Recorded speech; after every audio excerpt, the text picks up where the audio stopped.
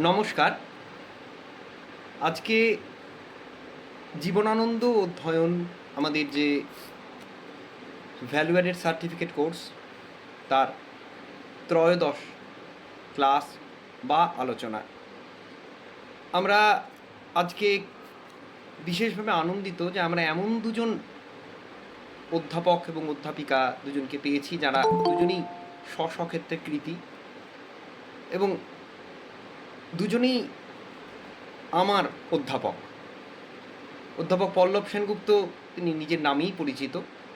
তিনি আমার অধ্যাপিকার বাবা, মানে সে অর্থে অধ্যাপকের অধ্যাপক একদিক থেকে। আর চন্দ্রমল্লী সেনগুপ্ত তিনি আশুতোষ কলেজের বাংলা বিভাগের অধ্যাপিকা, কিন্তু তার কাছে আমি কলকাতা বিশ্ববিদ্যালয়ে একটা সেমেস্টারে পড়েছিলাম। আমাদের সময় তো সেমেস্টার ছিল না, সে সময়ে আমরা ম্যাকবেথ পড়েছিলাম ম্যাডামের কাছে। তিনি আমার শিক্ষিকা সরাসরি। আমি স্যারকে একবার অনুরোধ করেছিলাম যে এই ক্লাস স্যার এবং ম্যাডামের নামটা আমার কাছে প্রথমেই ভাবনার মধ্যে ছিল যে এই ক্লাস তারা নেবেন, এবার আলাদাভাবে নেবেন নেবে কি একসাথে নেবেন সেই নিয়ে কিছু ভাবা হয়নি। তা আমি যখন স্যারের সঙ্গে আলোচনা করছিলাম তখন আমি বললাম, আপনারা যখন দুজনে একই সঙ্গে আছেন, এরকম কিছু ভাবা যায় যে একটা এমন একটা বিষয় জানিয়ে দুদিক থেকে দুজন আলোচনা করলেন। কারণ দুজনেরই অত্যন্ত পছন্দের বিষয় লোক সংস্কৃতি। যদিও স্যারের আরও একটা বিষয়ে খুবই গভীর বিশেষজ্ঞতা আছে যেটা অনেকেই এড়িয়ে যান, ওনাকে লোক সংস্কৃতিবিদ হিসেবে বা ডিরোজিও গবেষক হিসেবেই দেখেন, সেটা হচ্ছে তুলনামূলক সাহিত্যে ওনার অসামান্য দক্ষতা, যে কারণে ম্যাডামও তুলনামূলক সাহিত্য দীর্ঘদিন পড়িয়েছেন, তিনিও সেই উত্তরাধিকার বহন করেছেন। ফলে আজকের আলোচনার যে বিষয় তারা বেছে নিয়েছেন সে বিষয়ে অবশ্যই লোক সংস্কৃতি এবং সমাজ দুই তার সঙ্গে মিশে আছে, তুলনামূলক প্রসঙ্গ আবশ্যিকভাবেই আসবে। জীবনানন্দের স্যার কথা একটু কেটে কেটে আসছে। দাঁড়ান, আমি ফ্যানটা তাহলে একটু নেভাচ্ছি, মনে হচ্ছে ফ্যানের সমস্যা।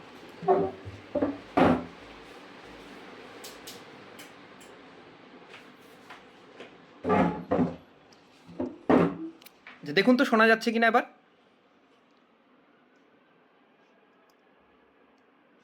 এইবার বোধহয় শোনা যাচ্ছে। আমরা শোনা যাচ্ছে। এবার শোনা যাচ্ছে। আমরা এবার আমাদের আলোচনার বিষয় শিরোনাম জানিয়ে আমরা ওদের দুজনের কাছে যাব। ওরা দুজনের মতো করে ভাগ করে এই আলোচনাটা চালিয়ে নিয়ে যাবেন। শিরোনাম আপনারা সকলেই জেনেছেন, আরও একবার বলে দেওয়াটা আমার দায়িত্বের মধ্যে পড়ে। জীবনানন্দ তার লেখায় রূপকথা কিভাবে এসেছে, তার লেখায় সমাজ কথা কিভাবে এসেছে, তারা কবিতা এবং অন্যান্য রচনাকে কিভাবে বিশ্লেষণ করবেন, এটা তাদের নিজস্ব বিশ্লেষণী দৃষ্টিভঙ্গি দিয়ে তারা সে আলোচনা করবেন। আমরা স্যার এবং চন্দ্রমল্লী ম্যাডাম দুজনকেই অনুরোধ করব তারা তাদের আলোচনা শুরু করুন বা চালিয়ে নিয়ে যান। এবার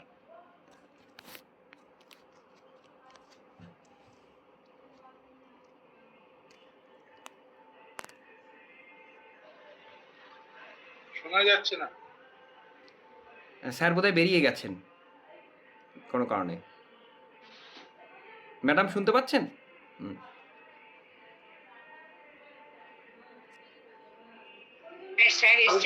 হ্যাঁ হ্যাঁ, স্যার আবার এসছেন বোধহয়। আমি একটা ধন্যবাদ জানিয়ে নিই এই কারণে যে প্রেসিডেন্সি থেকে যখন আমায় কখনো ব্যাপারে ডাকা হয়, বিশেষ করে বাংলা বিভাগ থেকে, আমরা আনন্দ বোধ করি, কারণ আমি নিজে এই বিভাগের ছাত্র ছিলাম। সেই জন্য এটা দ্বিগুণ ধন্যবাদ সকলকে। একটু অবস্থা কাঁপছে, এটা ইকো হচ্ছে কেন জানি না, এই ইকোটা তো বন্ধ করতে হবে, তাহলে তো অসুবিধা হবে। আমার মনে হচ্ছে আপনাদের দুজনেরই অডিওটা অন আছে বলে একটা ইকো হচ্ছে। এবার আছে? ঠিক আছে। হ্যাঁ হ্যাঁ হ্যাঁ হ্যাঁ এবার ঠিক আছে। হ্যাঁ একদম ঠিক আছে। আচ্ছা, যাই হোক, আমি আসল কথায় আসি। আমি কি বলবো রিতম সেটা প্রাথমিকভাবে আপনাদের জানিয়ে দিয়েছেন। আমি মোটামুটি আলোচনার শিরোনাম যেটা করেছি সেটা হচ্ছে প্রেতিনীরা যখন নায়ক হয় রূপকথার, রূপকথার নায়ক যখন, নায়িকা যখন প্রেতিনীরা হয়, জীবনানন্দের দুটি কবিতার অন্তর্বীক্ষণে সেটা আমরা দেখব। জীবনানন্দের লেখায় সুন্দরীর মৃতদেহ আর প্রেতিনী, রূপসী প্রেতিনী, এই দুটি খুব প্রিয় চিত্রকল্প, মানে ইমেজ। উনি অনেক সময় পরিপূর্ণ বাক প্রতিমা গড়ে তোলেন এই নিয়ে, তারপর এক ধরনের অতীন্দ্রিয় অনুভবে পৌঁছে দেন পাঠককে। ধরুন তার যেসব অন্তঃপুরচারিণী নায়িকারা আছেন কাব্যের, শঙ্খমালা, মৃণালিনী ঘোষাল, শেফালিকা বোস, অরুণিমা সান্যাল, এমনকি বিখ্যাত বনলতা সেন, এই সর্বত্রই এই চিত্রকল্পের বিভিন্ন মাত্রার অভিক্ষেপ খুঁজে পাই আমরা। ওর একটা উপন্যাসও আছে প্রেতিনীর রূপকথা বলে, আপনারা হয়তো অনেকেই পড়েছেন, এবং সেখানে অবশ্য প্রেতিনী কথাটা নেহাতি আলংকারিক। আমি যে কবিতা বলবো সেটা সত্যি প্রেতিনীর রূপেই উদ্ভাসিত হয়েছে, অথচ তারা রূপকথার নায়িকা। আমি দুটো কবিতার কথা অধ্যাপক রিতমকে বলেছিলাম আপনাদের জানিয়ে দিতে। আমি আশা করি আপনারা পড়ে এসেছেন বা আপনাদের সামনে এখনো আছে। এই দুটো কবিতা হলো ঝরা পালকের ডাকিয়া কহিল মোরে রাজার দুলাল, আর পরস্পর সেটা হলো এবং আমি তো বলবো বস্তুতপক্ষে এই দুটিকেই প্রেতিনীর রূপকথা বললে খুব ভুল হবে না। বহু পরিচিত যে আমাদের রূপকথার কতগুলো বাঁধা ছক আছে, আদল আছে, সেটাকে মিলিয়ে নিয়েছেন তিনি মৃতা নারীর শীতল একটা সংকেতে, এবং ফলে দুটি কবিতারই ভাব পরিমাণে একটা কিরকম একটা ইন্দ্রিয় স্পর্শী অস্বস্তির সৃষ্টি হয়। ইংরেজি করে বলতে হলে বলতাম ইরি ফিলিং। সেটা পাঠকের কাছে একই রকমের হয়তো অলৌকিকতার অনুভব ঘটায়। লৌকিক রূপকথার সঙ্গে এর পরিবেষ্টনীর মধ্যে যে গভীরে অলৌকিক বোধ গড়ে তোলে এগুলো, তাতে সন্দেহ নেই। এর ফলে কি হয়, আপনারা কবিতা দুটো পড়েছেন, একবার ভেবে দেখুন তো। মৃত্যু, রূপসী নারী, আসক্তি, প্রেম, সংরাগ, অনীহা, অবশোষণ অর্থাৎ অবসেশন, অস্বস্তি সব মিলে গিয়ে কিরকম একটা বিচিত্র ভাবরসের সঞ্জনন ঘটে। সিনেস্থেশিয়া আপনারা জানেন, এ হচ্ছে সেই এক অদ্ভুত ধরনের সিনেস্থেশিয়া। জীবনানন্দের অনেক কবিতাতেই আদি পুরাণ বা অরিজিনাল মিথ আর লোকপুরাণ বা ফোক মিথের সন্ধান মেলে, কিন্তু ফোক টেল বা লোককথার উল্লেখ নেহাতি কম। যা আছে বলতে গেলে এই দুটি আর খুব পরিচিত বা বহু আলোচিত কবিতা নয়, কিন্তু তার সৃষ্টিশীল মগ্ন চৈতন্য অর্থাৎ creative subconscious level of mind, তার একটা বিশেষ ধরনের পরিচয় এদের মধ্যে মেলে। আপাত গঠনে রূপকথা এদের মধ্যে আছে, কিন্তু বিচারের পর দুটি কবিতাই পাঠককে পৌঁছে দেবে রূপ অরূপের সীমানা পেরোনো এক কথার অনুভবের মধ্যে, অব্যক্ত অনুভব সেটা। রূপকথা নায়িকাদের মধ্যে যেসব উপকরণ আমরা খুঁজে পাই, আমরা চিনি রূপকথায় নায়িকারা কেমন থাকে। রাজা দুলালের ডাকিয়া কহিল মোরে রাজার দুলাল কবিতার গোড়ায় তার কোন ব্যতিক্রম নেই। সেই ডালিম ফুলের মতো ঠোঁট, রাঙা আপেলের মতো গাল, সাঙনের বেগের মতো চুল, গোধূলির মতন চোখ, মালঞ্চমালা থেকে স্নো হোয়াইট অব্দি সব রূপকুমারীর সৌন্দর্য এইভাবে আমরা পেয়ে এসছি উপমা উৎপ্রেক্ষায় আলংকারিক ভাবে। এটা বিশ্বের সব সংস্কৃতি বলাই ঘটেছে, এ অব্দি কোনো বৈচিত্র্য নেই। এরপরও যেসব বর্ণনা দিয়েছেন কবি, যেমন ধরুন বাসর রাত্রির বধূ, নিভে যাওয়া মণিদ্বীপ, লুকোচুরি খেলা চাঁদ, ফুলঝুরি ঝরা, স্বপনের কুড়ি ফোঁটা, কিংখাব গালিচা পাতা হাটে, দেখা না দেওয়া রাজবধূ, ঝিয়ারি, এসব বিচিত্র সমক কথাশিল্প যে শব্দ, তাতে চিত্রকল্প গড়ে ওঠে। এর সঙ্গে কিন্তু তিনি তারপর তুলনা করেছেন রূপকুমারীর সঙ্গে নীল অশ্রু জলে ভরা চোখ নামিয়ে তাকানো এক মৎস্য কুমারী, উনি নিজেকে মীন কুমারী বলেছেন। মৎস্যকন্যার গল্প আমাদের এদেশি রূপকথা আমরা দেখি না, এটা ইউরোপীয় ফেয়ারি টেল থেকে এসেছে।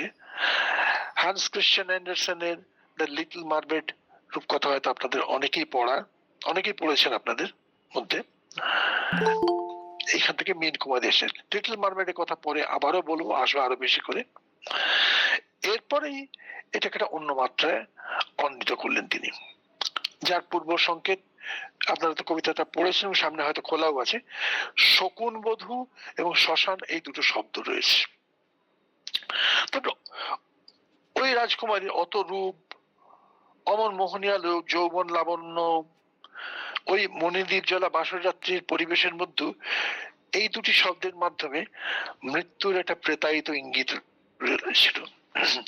শকুন বধূ আর শ্মশান এই শব্দ দুটির অনুষঙ্গে ঠিক একই ব্যাপার আমরা দেখেছি এই কবিতার পরে লেখা শঙ্খমালা, মৃণালিনী ঘোষাল, শেফালিকা বোস, আবার ওই বনলতা সেন, জীবনানন্দের সৃষ্টি জগতে অন্যান্য যে বিখ্যাত নারীরা যাদের কথা একটু আগেই বলছিলাম, প্রেম এবং মৃত্যু দুয়েরই প্রতিভাস ব্যঞ্জিত করেছে।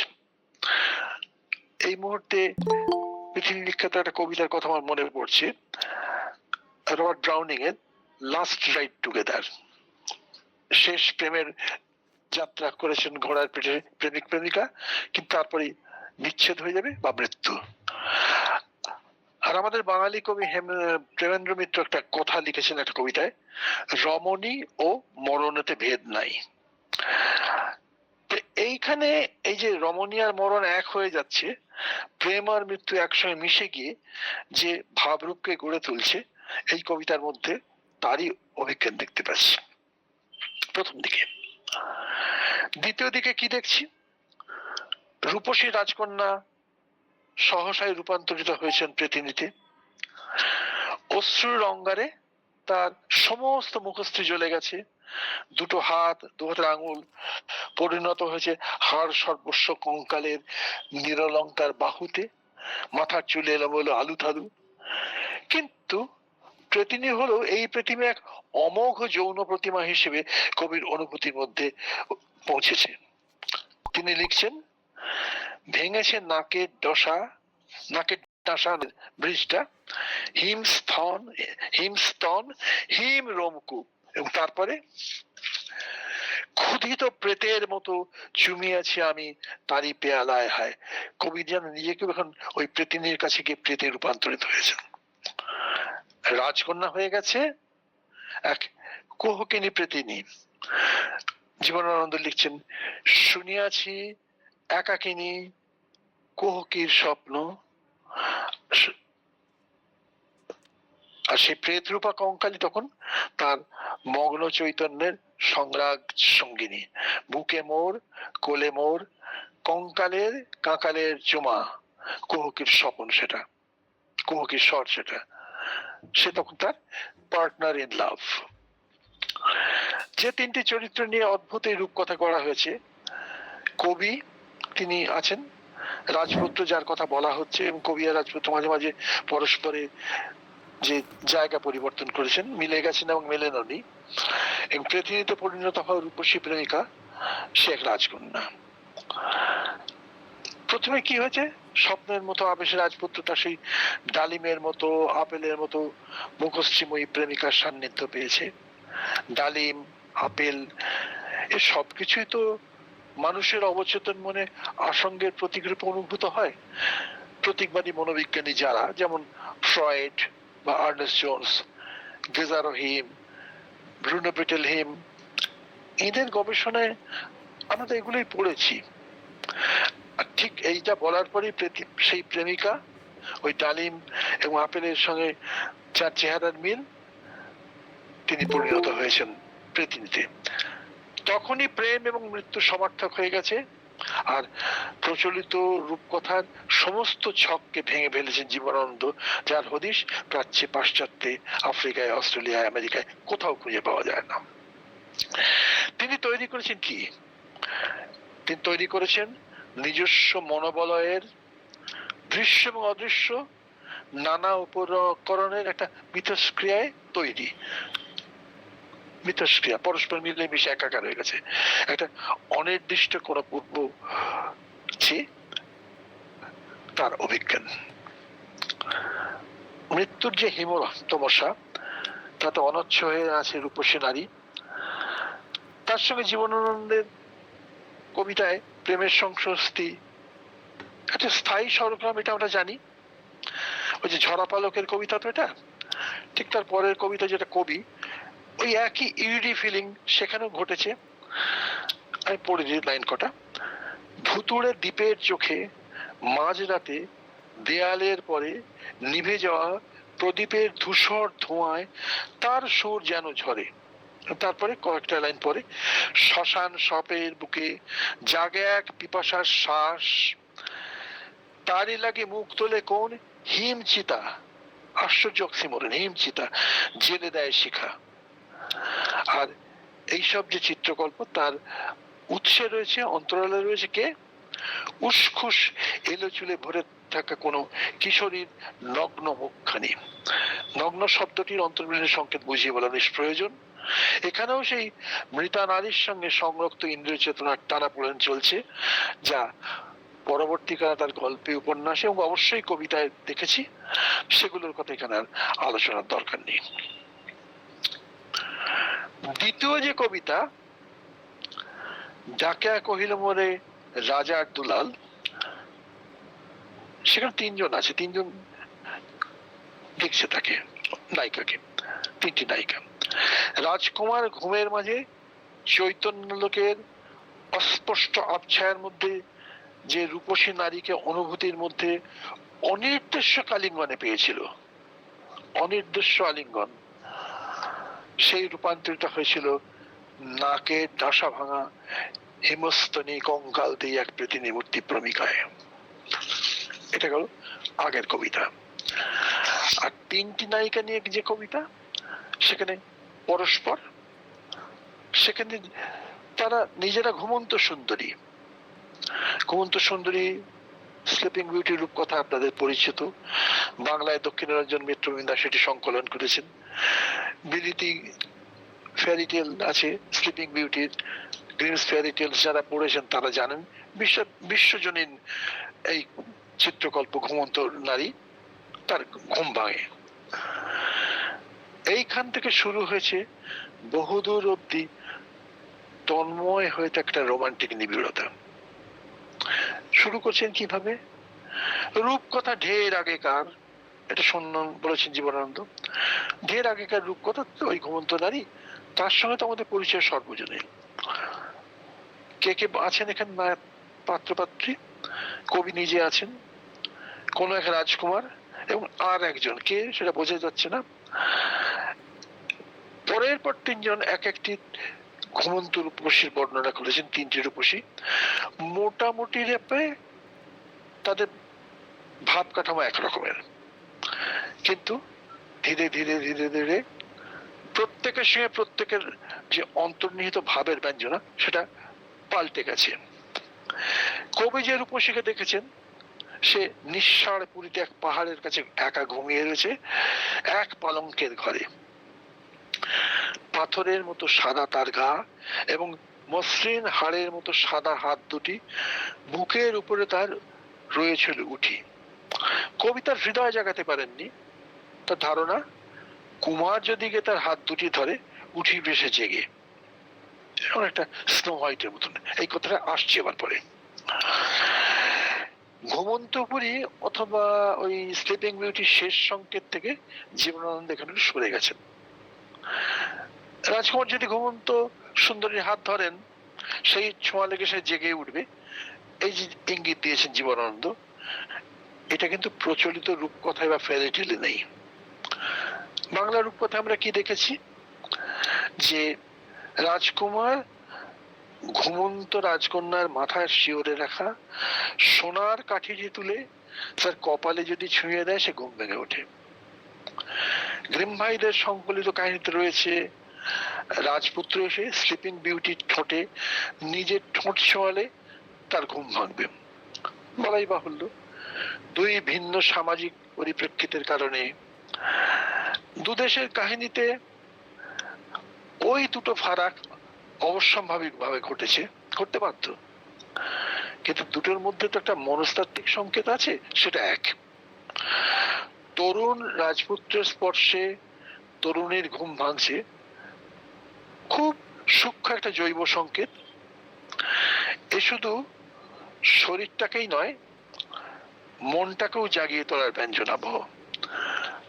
রবীন্দ্রনাথের একটা গান আপনাদের মনে পড়ছে নিশ্চয়ই, যেজন আমার মাঝে জড়িয়ে আছে ঘুমের জালে, আজ এই সকালে ধীরে ধীরে তার কপালে এই অরুণ আলোর সোনার কাঠি ছুঁয়ে দাও, পূজা পর্যায়ের 12 নম্বর গান। জীবনানন্দও স্পর্শের ব্যাপারটাকে ব্যবহার করেছেন। আমি তো বলবো সোনার কাঠি বা ঠোঁটে ঠোঁট চোয়ানো চেয়ে তার প্রয়োগ প্রকাশ একটু বেশি শিল্পসম্মত। ওই দুটো ব্যাপার মনোবিজ্ঞানের বিচারে অনেক সরাসরি। বিশেষ করে সোনার কাঠিও একটা যৌন প্রতীক, এটা মনোবিজ্ঞানীরা বলেন। কাঠি এরকম একটা কিছু। জীবনানন্দটা কেন বেশি কাব্যিক? তার কারণ এখান থেকে হাত দুটো ধরে পানি গ্রহণ বলতে একটা আমরা জিনিস বুঝি তো, বিবাহ, এই যে একটা প্রতীকী বিবাহ হয়ে গেল। অর্থাৎ দেশি রূপকথা আর বিলিতি ফেয়ারি টেলের মধ্যে প্রাপ্য দুটো আলাদা সংকেত ব্যঞ্জনার মাঝামাঝি একটা মাত্রাকে জীবনানন্দ নিয়ে এসেছেন।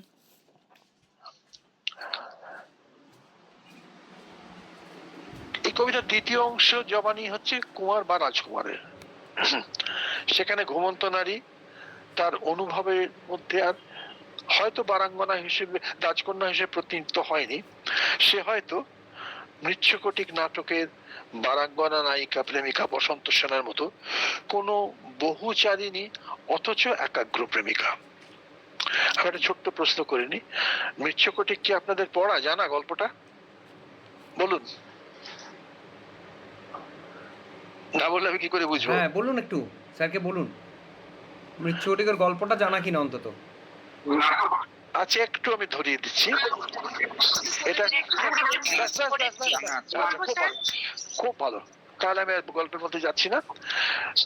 শূদ্রক খ্রিস্টপূর্ব 4র্থ শতকে এই নাটক লিখেছিলেন মনে করা হয়। সেখানে চারু দত্ত নামে এক ব্রাহ্মণের স্ত্রী আছেন, কিন্তু তাকে একাগ্র হয়ে ভালোবাসে উজ্জয়িনী নগরের যে নগর কল্যাণী বলতো প্রধানা বারাঙ্গনা বসন্ত সেনা। সেই বসন্ত সেনার মতনই কবি ভাবছেন কুমারের জবানিতে এই নারী যে ঘুমিয়ে আছে সে রোজ রাজকন্যা নাও হতে পারে, সে বহুচারিণী হতে পারে, অথচ একাগ্র প্রেমিকা। উনি লিখছেন ঘুমের দেশে সেও বসন্ত সেনাই। ঠিক এরপরেই রূপকথার অনির্দিষ্ট চেনা পরিবেশের ভূগোলকে সীমাবদ্ধ করেছেন আমাদের চেনা পরিবেশে। পদ্মা, ভাগীরথী, মেঘনা কিংবা এখন বিলুপ্ত হওয়া কোন এক চেনা নদীর পারে আজও দাঁড়ানোর উল্লেখ করে। ঘুমন্ত রূপসীর যে বর্ণনা এরপরে কুমারের সংলাপে ব্যক্ত হয়েছে, সেও একটু একটু করে মৃদু যৌন প্রতিমায় রূপান্তরিত হয়ে উঠছে। হাতির দাঁতের গড়া মূর্তির মতন শুয়ে আছে, সাদা হাতে ধবধবে স্তন রেখেছে ঢেকে, বাকিটুকু থাক, আহা একজনে দেখে, শুধু দেখে না অনেকে এই ছবি। কিন্তু তা সত্ত্বেও এই যে রূপকথার কবি নতুন করে লিখছে নতুন ভঙ্গিতে, তার পরিসমাপ্তিটা কিন্তু রূপকথার যে বিশ্বজনীন ছক, they lived happily ever after, ওই যে ভঙ্গি, তারপর আর সুখে ঘর করিতে লাগিল আর আমাদের নোটে গাছটি মুড়ল, মিলনান্তক নয়। এখানে রূপকথা প্রায় সবসময় মিলনান্তক হয়, they lived ever after happily. এখানে কি দিনের আলোয় তার মুছে যায় সবই, আজও তবু খুঁজি। তৃতীয় পর্যায়ে এসে আর এক দেশের রূপকথা আর একজন বলল, আর এক দেশের রূপকথা বলিল আরেকজন, শোনালো উত্তর সাগরের উপকূলে। আমি হ্যান্স ক্রিশ্চিয়ান অ্যান্ডারসনের লিটল মারমেডের কথা বলছিলাম, উত্তর সাগর থেকে স্পষ্ট এসেছে কথাটা। তার জ্যোৎস্নার আলোয় সমুদ্রের ঢেউয়ে ভেজা জলপরীদের ঘুমন্ত রূপ। জীবনানন্দ তখন পাঠককে নিয়ে যাচ্ছেন পদ্মা, ভাগীরথী, মেঘনার পাশ থেকে, রূপসী বাংলা থেকে, নর্থ সির নীল জলের উপর ভাসমান বরফ, যেখানে জলমেয়েদের স্তন ঠান্ডা সাদা বরফের কুচির মতন, তাহাদের মুখ চোখ ভিজে ফেনার সেমিজে, তাহাদের শরীর পিছল রূপার মতো, চুল তাহাদের ঝিকমিক করে উত্তর সাগরে। স্নো হোয়াইটের গল্পটা হয়তো জানেন, একটু ছুঁয়ে যাই। আপনারা জানেন স্নো হোয়াইট, সেই স্নো হোয়াইটের মতন সাদা মূর্তির যে মেয়ে, এখানে একটা সাদা বরফের কথা বারবার আসছে, কিন্তু স্নো হোয়াইট নয়। এই হচ্ছে লিটল মারমেড। এখানেও একটা ট্র্যাজিক এন্ড আছে।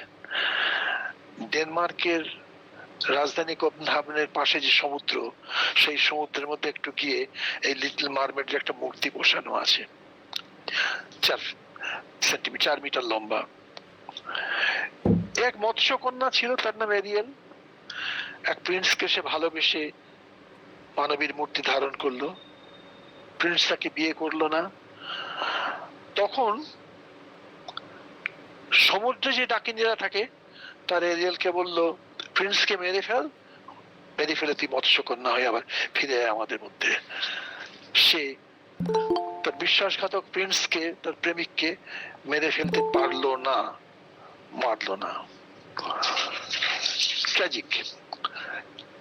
এই ট্র্যাজেডির ভাবটা কিন্তু জীবনানন্দ এখানে নিয়েছে। ডাকিয়া কহিরমর রাজার দুলালে, ওই যে মীন কুমারী বা মৎস্যকন্যা, তাকে তিনি এখানে লিখছেন জল মেয়ে। দুটি রূপকথার মধ্যে একটা ভেতরে যে ভাব সাদৃশ্য চিহ্নিত হয়েছে, একটা স্বপ্নের মতো রোমান্টিক পরিমণ্ডল এই কবিতাতেও সাজিয়েছেন দেবানন্দ। কাঁচের গুঁড়ির মতো শিশিরের জল চাঁদের বুকের থেকে ঝরে উত্তর স্বরে। কিন্তু এই যে কল্পনার গল্প সব বলা সাঙ্গ হলেই আস্তে আস্তে রূঢ় বাস্তবের উপলক্ষে সোচ্চার হয়ে ওঠে। পরীর মতন ঘুমনো মেয়ে, তার শরীরে ঝিলিক মারছে হীরের ছুরির মতো সুতীক্ষ্ণ শানের ধার। যৌবনের মোহতে ভুলিয়ে এনে সে যেন ধূপের ধোঁয়ার মতো ধলা, সেই ধূপের ধোঁয়ার মতো ধলা। বিচিত্র চিত্রকল্প। সেই পুরীর ভিতর নিয়ে আসছে দেশ দেশান্তরের মুগ্ধ প্রেমিকদের। চারপাশে তার রাজ যুবরাজ নেতা যোদ্ধাদের হাড় গড়েছে পাহাড়। কার কথা মনে পড়ছে বলুন তো? হ্যামলেট নাটকে সে যে কবরখানার দৃশ্যে গ্রেভ ডিগার, সে একটার পর একটা কবর খুঁড়ছে আর হাড়গুলো দেখে প্রশ্ন করছে, কোনটা রাজার, কোনটা সেনাপতির, কোনটা চোরের, কোনটা মন্ত্রীর, কেউ বলতে পারছে না। কিন্তু এটা হলো ছবির একদিক থেকে ফেলা আলো, অন্য দিক থেকে, উল্টো দিক থেকে ফেলা আলোতে ফুটে ওঠে কি আরো একটা করুণ এবং মর্মান্তিক ছবি, যা রূপকথা বা তেপান্তরের গল্প নয়, দু একটা সাদা কথা বাস্তবে ফিরে আসছে। যে ঘুমন্ত রমণের ছবি এরপরে উদ্ভাসিত হয়েছে কবিতায়, সে কে? সেই ঘুমনো মেয়ে পৃথিবীর মানুষের মতন রোদে লাল, সবজির গানে গানে সহজ স্বাধীন পারিপার্শ্বিকের মধ্যেই তাকে দেখতে পাওয়া যায়। কিন্তু তার যৌবন ছিঁড়ে ফেড়ে যায়, চোখে ঠোঁটে অসুবিধা, ভিতরে অসুখ। কে যেন নিয়েছে তারে খেয়ে, কে যেন নিতেছে তারে খেয়ে। এই ঘুমন্ত সুন্দরী আর রূপকথার স্বপ্নলোকের কেউ নয়, সে একান্ত হয়ে পৃথিবীর থোপড়ার মতো করে এরে শুষে লয় দেবতা, গন্ধর্ব, নাগ, পশু, মানুষ। এই মেয়ে পরিণয়, হয়তো মানুষ সে হয়নি এখনো। খোঁপা বেঁধে ফের খোঁপা খসিয়ে ফেলা কি করে ছলা কলা দেখায়। যখন সে জাগে চাপার বকুল বলে গন্ধ করতে করতে হঠাৎ সে বলে, ফুলগুলো বাসি নয়, আমি শুধু বাসি। ঠিক সেই মুহূর্তে এ মেয়ের কি হচ্ছে। তার খোঁপা, তার জটা পাকিয়ে খুলে যাওয়া অন্ধকারের মধ্যে সহসাই এই সুন্দরী পরিণত হয় এক পৃথিবীতে, নিরস্তিত্ব একটা সত্তায়। সে আছে কিন্তু নেই, তাকে দেখা যাচ্ছে কিন্তু স্পর্শ করা যাচ্ছে না।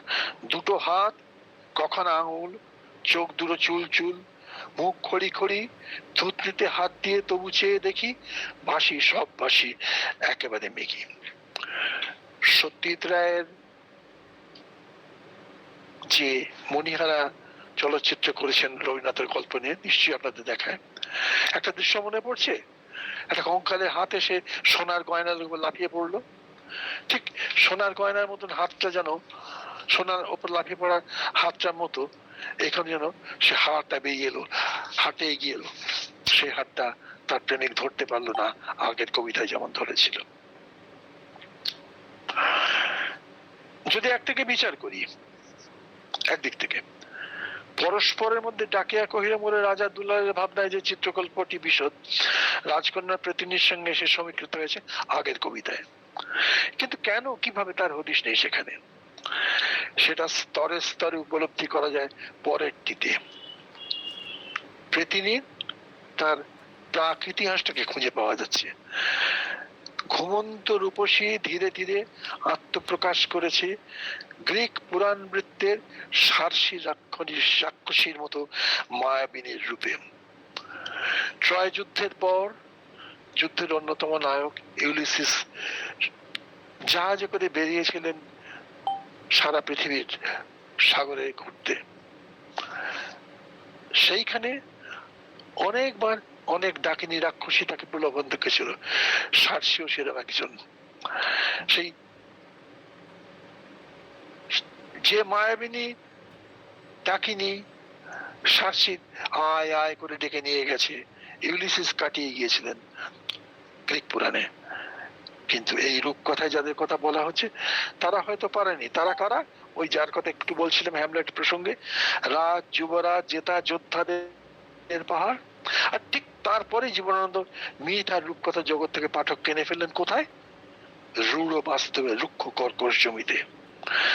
সামাজিক পটভূমিকায় নারীর অসহায় রূপটির আচম্বিতেই তিনি উদ্ঘাটন করে দিয়েছেন। কি বলছেন? হোপরার মতো করে এদের লয় শুষে দেবতা গন্ধর্ব না পশু মানুষে সর্বত্র এসে যে ব্যবহৃত এবং শোষিত হয় তারই রূপক আশ্রিত বাস্তব ছবি। 1946-47 কবিতায় জীবনানন্দ এক জায়গায় লিখছেন, মনে পড়ছে আপনাদের অবশ্যই, পৃথিবীর এইসব উঁচু লোকেদের দাবি এসে সবই নেয়, নারীকেও নিয়ে যায়। এই যে সামাজিক মাত্রাটি এই কবিতার অন্তর্নিহিত সূক্ষ্ম বাস্তব প্রেরণা, মানে আমি সুরিয়াল বলতে চাইছি, তার প্রেক্ষিতে এসেছে হয়তো আচমকাই। কোড়ের মতন সাদা মুখ, হিম হাতের শঙ্খমালা, দক্ষিণ শিয়রে হিজল কাঠের রক্তিম চিতায় যখন পুড়ে যায় শঙ্খমালা কবিতা আমরা পড়ি, তখন এ পৃথিবী একবার পায় তারে পায় না কর। ফোপড়া করে শুষে নিয়েছে পৃথিবীর মানুষ, দেবতা না গন্ধর্ব, সে পরিণত হয়েছে পৃথিবীতে। হীরের প্রদীপ জেলে যে শেফালিকা বোস হিজল ডালের পিছে অগণন বনের আকাশে হাসে হরিণেরা, কিংবা জলে ভাসা মৃণালিনী ঘোষালের সব সব কবিতায়, তাহলে শঙ্খমালা কবিতায়, হরিণেরা কবিতায়, সব কবিতায় একই ব্যঞ্জনা, কিন্তু সেটা এখানে মেলে না। এখানে নারী মৃত্যু আর বিদেহী সত্তার ছায়ারূপ কিছু কিছু উদ্ভাস ঘটেছে। এখানে একটা কথা বলি, নারী এবং তার ছায়ারূপ মিলে একটা অদ্ভুত আলো ছায়ার ইঙ্গিত করেছে, এবং জীবনানন্দ এগুলো তো ছবির মতো এঁকেছেন। চিত্র সমালোচনা একটা শব্দ প্রায়ই ব্যবহার করা হয়, চিয়ারস্কুরো, মানে আলো এবং আধারের মাঝামাঝি একটা রং। পৃথিবীর সেরা শিল্পীরাই সেই রংটায় পৌঁছতে পারেন। জীবনানন্দ যে চিত্রকল্প এঁকেছেন সে চিত্রকল্প আসলে চিত্র হয়ে উঠেছে। এখানেও তিনি এক ধরনের চিয়ারস্কুরো তৈরি করেছেন। নারী মৃত্যু বিদেহী সত্তার ছায়ার উপর উদ্ভাস এগুলোর মধ্যে ঘটেছে। পরস্পরে কিভাবে ঘটেছে? চকিত চমকের মোড়, চকিত এক চমক মোচড় দিয়েছে, আশ্চর্য অন্যায় ব্যক্ত করেছে। প্রেতিনী রূপকথা উপন্যাস যারা পড়েছেন তারা জানেন, তার মধ্যে যাদেরকে প্রেতিনী বলা হয়েছে তাদের সেই অভিধা নেহাতি রূপকার, কেউ প্রেতিনী নয় সেখানে, কিন্তু প্রেতিনীর সঙ্গে তাদের উপকায়িত করা হয়েছে। এই দুটো কবিতায় কিন্তু রূপক আর রূপকথার আবরণ ভেদ করে, আবরণ ভেঙে বলিব, কে আত্মপ্রকাশ করেছে।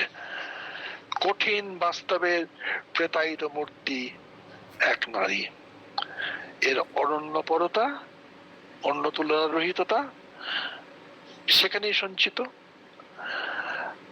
এই ট্রান্সলুসেন্ট যে মূর্তি, অনচ্ছ, অস্পষ্ট, ধূপ ছায়া, আলো আধারি, চিয়ারস্কুরো, এই যে মূর্তি, রূপকথার জগতের স্বপ্নময় ধূপ ছায়া কল্পনা মাখা জগৎ সেখানে ব্যঞ্জনা নিয়ে এসে কার, কিসের, রূঢ়, রুক্ষ, আতপ্ত বাস্তবের।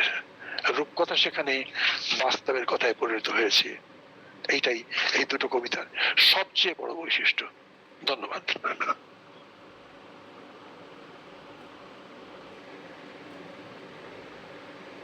অনেক ধন্যবাদ স্যারকে দুটি কবিতার চমৎকার বিশ্লেষণাত্মক আলোচনা এবং অবশ্যই আমি যেটা বলেছিলাম যে তুলনামূলক দৃষ্টিকোণ তিনি আমাদের সামনে এনে দিলেন। আমরা এবার চন্দ্রমিলি ম্যাডামকে বলবো তার যে সমাজ কথা জীবনানন্দের লেখায় এ বিষয়ে আলোচনা করতে। কবিতাটা স্ক্রিনে ছিল আপনাদের, শেয়ারটা আমি বন্ধ করছি এবার। চন্দ্রমল্লী ম্যাডাম। হ্যাঁ, আমি শুরু করছি।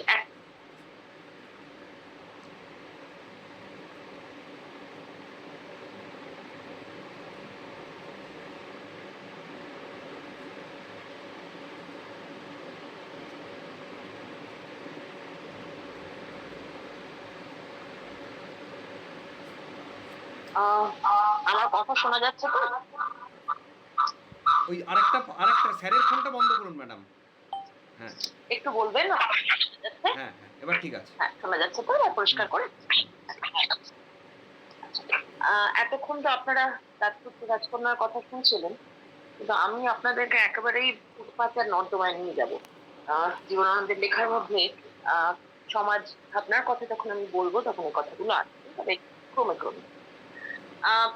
প্রথমেই যেটা বলবো, দেখুন আমাদের একটা অভ্যাস আছে যে জীবনানন্দকে আমরা হতাশার কবি, মৃত্যু চেতনার ধারক এরকম বলার একটা আমাদের অভ্যাস আছে। এবং যে কারণে জীবনানন্দকে আমরা অন্তর্মুখী একজন মানুষ বা ইন্ট্রোভার্ট একজন মানুষ বলেও কিন্তু আমরা বহু সময় মনে করি। কিন্তু আজকে ধরুন আমাদের যে আলোচনাটা, সেটা যখন আমরা জীবনানন্দের লেখার সমাজকে খোঁজার চেষ্টা করব, তখন আমাদেরকে একটু এই প্রচলিত ধারণার বাইরে বেরিয়ে আসতে হবে। তার কারণ জীবনানন্দের কথা ধার করেই বলি, অন্তর্গত রক্তের ভেতরে যা খেলা করে তার সবকিছুর কিন্তু উৎস থাকে আমাদের পারিপার্শ্বিকের মধ্যে, অর্থাৎ বাইরের জগতের মধ্যে তার উৎস থাকে। এবং জীবনানন্দের ক্ষেত্রে আমরা দেখতে পাই যে এই পারিপার্শ্বিকটা অনেকাংশেই কলকাতা শহর, এবং সেই কলকাতা শহরে যে মানুষ বসবাস করেন, নানা ধরনের মানুষ বসবাস করেন, আমাদের যাপন কথা। তো আমরা জীবনানন্দের যখন সমাজ কথার অন্বেষণ করব, তখন যেগুলো আমরা দেখতে দেখতে যাব, একটা তার প্রথমেই বললাম যে কলকাতা কেন্দ্রিক যে নগর চেতনা বা শহর ভাবনা, সেটাকে দেখবো। কলকাতার মধ্যে বসবাসকারী যে নানান মানুষ রয়েছেন তাদের শ্রেণী বিন্যাসটাকে আমরা দেখব, এবং সেই শ্রেণী বিন্যাসে তাদের যাপন গুলো কিরকম করে আলাদা হয়ে যাচ্ছে সেটাকেও আমরা দেখব। আমরা শুরু করব নগর চেতনা দিয়ে, কলকাতা কেন্দ্রিক যে নগর চেতনা সেটা দিয়ে। এবং সেই নগর চেতনা দিয়ে আলোচনা শুরু করতে গেলে আবারও আরেকটি অভ্যাসও আমাদেরকে একটু ছাড়তে হবে বা একটু ভুলে থাকতে হবে। কারণ জীবনানন্দ সম্পর্কে একটা খেতাব সবসময় দেওয়া হয়, আপনারা জানেন, যে রূপসী বাংলার কবি। এবং সেখানে বাংলার মাঠঘাট ঘাটপুর ইত্যাদির মধ্যেই আমরা জীবনানন্দকে কোথাও যেন আটকে ফেলা যায়। কিন্তু আমরা সেসব থেকে বেরিয়ে এসে জীবনানন্দের নগর চেতনাকে খুঁজবো কল্লোলিনী তিলোত্তমা কলকাতার মধ্যে। এবং আপনারা সবাই জানেন যে এই কল্লোলিনী তিলোত্তমা এই যে অভিধাটা, এটা কিন্তু শব্দচিত্র যেটা কলকাতা সম্পর্কে, সেটা জীবনানন্দেরই তৈরি করা। আমরা একটু চলে যাই তার কলকাতার প্রেক্ষাপটটা কিরকম ছিল সেখানে। আমি দক্ষিণ কলকাতায় থাকি। আমাদের বাড়ির খুব কাছেই দক্ষিণ কলকাতার যে রাসবিহারী অ্যাভিনিউ বলে যে বিরাট একটা অঞ্চল রয়েছে, সেই অঞ্চলে দেশপ্রিয় পার্ক, এখান থেকে বিশাল বড় দুর্গাপুজো হয়, সেইখানে জীবনানন্দ একটা খুব ছোট্ট ফ্ল্যাটে থাকতেন, কারণ বেশি পয়সা করে ছিলেন, তাহলে খুবই ছোট একটা ফ্ল্যাটে থাকতেন। তো যে জায়গাটার কথা আমি আপনাদেরকে বলছি, দেশপ্রিয় পার্ক এবং তার কাছাকাছি যে লেক মার্কেট, সেখানে সিনেমা হল আছে, বাজার আছে, দোকান আছে, একেবারে জমজমাট এবং অবিরত অনবরত সেখানে ট্রাম এবং বাস চলছে। আমরা সেভাবেই অভ্যস্ত হই। এই দক্ষিণ কলকাতাবাসী মানুষটি এরপরে তার বিভিন্ন কবিতার মধ্যে কলকাতার একটা ম্যাপ এঁকেছেন, মানে শহরের একটা ম্যাপ এঁকেছেন। কখনো কবিতায় পাচ্ছি, কখনো উপন্যাসে পাচ্ছি। সেটা কিরকম? দক্ষিণ কলকাতাতে তিনি রাসবেরি অ্যাভিনিউ দেখাচ্ছেন, তিনি বালিগঞ্জ দেখাচ্ছেন, তিনি আলিপুর দেখাচ্ছেন, যেগুলোকে আমরা তো অভিজাত অঞ্চল বলি। সেইখান থেকে তিনি চলে যাচ্ছেন মধ্য কলকাতার অফিস পাড়ায়। সেখানে তার রচনার মধ্যে স্ট্র্যান্ড রোড আসছে, এন্টালি আসছে, বউবাজার আসছে, ব্যাংকিং স্ট্রিট, মেডিকেল কলেজ এবং মনুমেন্ট আসছে। অর্থাৎ কলকাতাকে চেনবার জন্য যে গলিগুলো বা কলকাতার সঙ্গে একেবারে অঙ্গাঙ্গি জুড়ে রয়েছে যে গলিগুলো, সেগুলোর কথা রয়েছে। এবং সেখান থেকে এই দক্ষিণী মানুষটি বা দক্ষিণবাসী মানুষটি তিনি চলে যাচ্ছেন উত্তর কলকাতাতে। নামগুলো আপনাদের চেনা, তার কবিতার মধ্যে বা উপন্যাসের মধ্যে আমরা আহিরতলার কথা পাচ্ছি, বউবাজারের কথা পাচ্ছি, তালা, মানিকতলা, শ্যামবাজার, গ্যালেট স্ট্রিট, ঘাটা, এত সব জায়গা পাচ্ছি। সত্যি কথা বলতে কি, যে এই যে নগর পরিক্রমাটা তিনি করছেন দক্ষিণ কলকাতা, মধ্য কলকাতা এবং উত্তর কলকাতা মিলিয়ে, এটার মধ্যে দিয়ে আহ কলকাতাকে তিনি একটা বিচিত্র রূপে, বিভিন্ন জায়গায় বিভিন্ন রকমের আলাদা আলাদা যে চেহারা, সেই বিচিত্র রূপে কলকাতাকে তুলে ধরছেন। ফলে কলকাতা নগরের যে অনেক রকমের ম্যানিফেস্টেশন আছে, কলকাতা নগরের যে অনেক রকম শেড রয়েছে, সেটা কিন্তু তার লেখার মধ্যে দিয়ে আমরা পাচ্ছি। এটা একটা খুব অদ্ভুত ব্যাপার। সেটা হচ্ছে যে কলকাতার কথা যখন তিনি বলছেন, যখন তিনি কলকাতার রাস্তায় হাঁটছেন, গলি গলি দর্শগলিতে হাঁটছেন, হাঁটার সময় তিনি আবার মনে করছেন তিনি ট্রয়ের মধ্যে দিয়ে, ব্যাবিলনের মধ্যে দিয়ে, ফেনিসিয়া বা অ্যাসিরিয়ার মতন যে বিদেশি শহর, তার মধ্যে দিয়ে হাঁটছেন। কখনো ভাবছেন তিনি প্রাচীন ভারতের শ্রাবস্তী, বিদিশা, বিদর্ভ, উজ্জয়িনীর মতন পথে হাঁটছেন। এবং সেখানে একটা অদ্ভুত একটা টাইম ল্যাপসও হচ্ছে। কিরকম ভাবে হচ্ছে না, ধরুন পিয়ার্স লেন থেকে বেন্টিক স্ট্রিট, মোটামুটি যদি আমরা মিটারের হিসাব করি, যে 200 মিটারের একটা রাস্তা, খুব ছোট একটা একটা পরিধি। তিনি বলছেন একটা কবিতার মধ্যে যে এই 200 মিটারের রাস্তাটাকে তার মনে হচ্ছে মাইল মাইল পথ। অর্থাৎ দেখুন, কলকাতার রাস্তার মধ্যে হাঁটতে হাঁটতে, কলকাতা নগরের প্রেক্ষাপটের মধ্যে হাঁটতে হাঁটতে তিনি কোথাও যেন অতীতচারী হয়ে যাচ্ছেন, এবং কলকাতার ভেতরেই যেন তিনি গোটা পৃথিবীটার সন্ধান পাচ্ছেন। আর সমাজ ভাবনা, এই যে নগর চেতনার যে কথাটা আমি বললাম, বা শহুরে ভাবনার বা শহর শহর চেতনার কথা বললাম, এটা খুব এই কারণে ইউনিক হয়ে যায় যে একটা নির্দিষ্ট শহরের মধ্যে থেকে তিনি গোটা পৃথিবীকে আহ স্পর্শ করতে পারছেন বা গোটা পৃথিবীকে ছুতে পারছেন। নগর চেতনার আরেকটা মাত্রাও তার লেখার মধ্যে আমরা পাই। আপনারা জানেন যে আমরা যে কোনো বড় শহরকে সচরাচর একটা আইকনিক কোন একটা সৌধ দিয়ে বা একটা কোনো বিশেষ পরিচয় দিয়ে চিহ্নিত করি। যেরকম ধরুন, আমরা আগ্রা বলতে তাজমহল বুঝি, দিল্লি বলতে কুতুব মিনার বুঝি, প্যারিস বলতে আমরা আইফেল টাওয়ার বুঝি, নিউ ইয়র্ক বলতে স্ট্যাচু অফ লিবার্টি বুঝি, কায়রো বলতে আমরা পিরামিড বুঝি। এরকম ভাবে আমরা নিজেদের মতন করে একটা প্রতীক বা একটা একটা একটা আইকনিক ছবি বা একটা সিম্বলিক একটা চেহারা আমরা ধরে নিই। ঠিক সেরকম ভাবে কলকাতারও কিন্তু কতগুলো সিম্বলিক ইমেজ আছে, আপনারা জানেন, তবু একটু মনে করিয়ে দিচ্ছি। ধরুন Howrah bridge, Victoria Memorial, monument. যারা কলকাতা প্রথমবার আসেন, যখন জিজ্ঞেস করেন আচ্ছা কি কি দেখবো, তো আমরা এইগুলো বলি। এখন তার সঙ্গে আরো অনেক কিছু বলি, এক্সট্রা এক্সট্রা জিনিসও বলি, কিন্তু প্রাইমারিলি একদম অতীত কাল থেকে, বহু পুরোনো সময় থেকে এই তিনটে জিনিসকে আমরা কলকাতার সিম্বল হিসেবে গ্রহণ করি।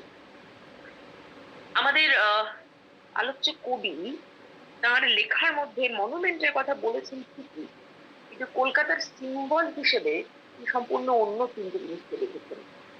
একটা হচ্ছে ট্রাম, দ্বিতীয়টি হচ্ছে ফুটপাথ, এবং তৃতীয়টি হচ্ছে রাতের রাজপথ।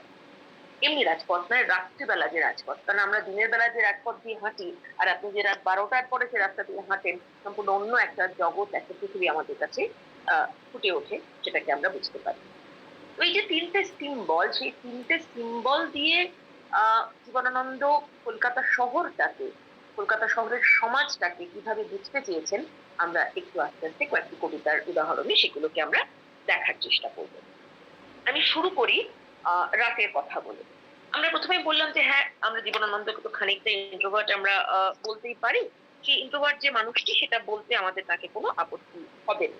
এবং আপনারা জানেন যারা একটু অন্তর্মুখী মানুষ বা ইন্ট্রোভার্ট মানুষ হন, তারা স্বাভাবিকভাবে নির্জনতা পছন্দ করেন।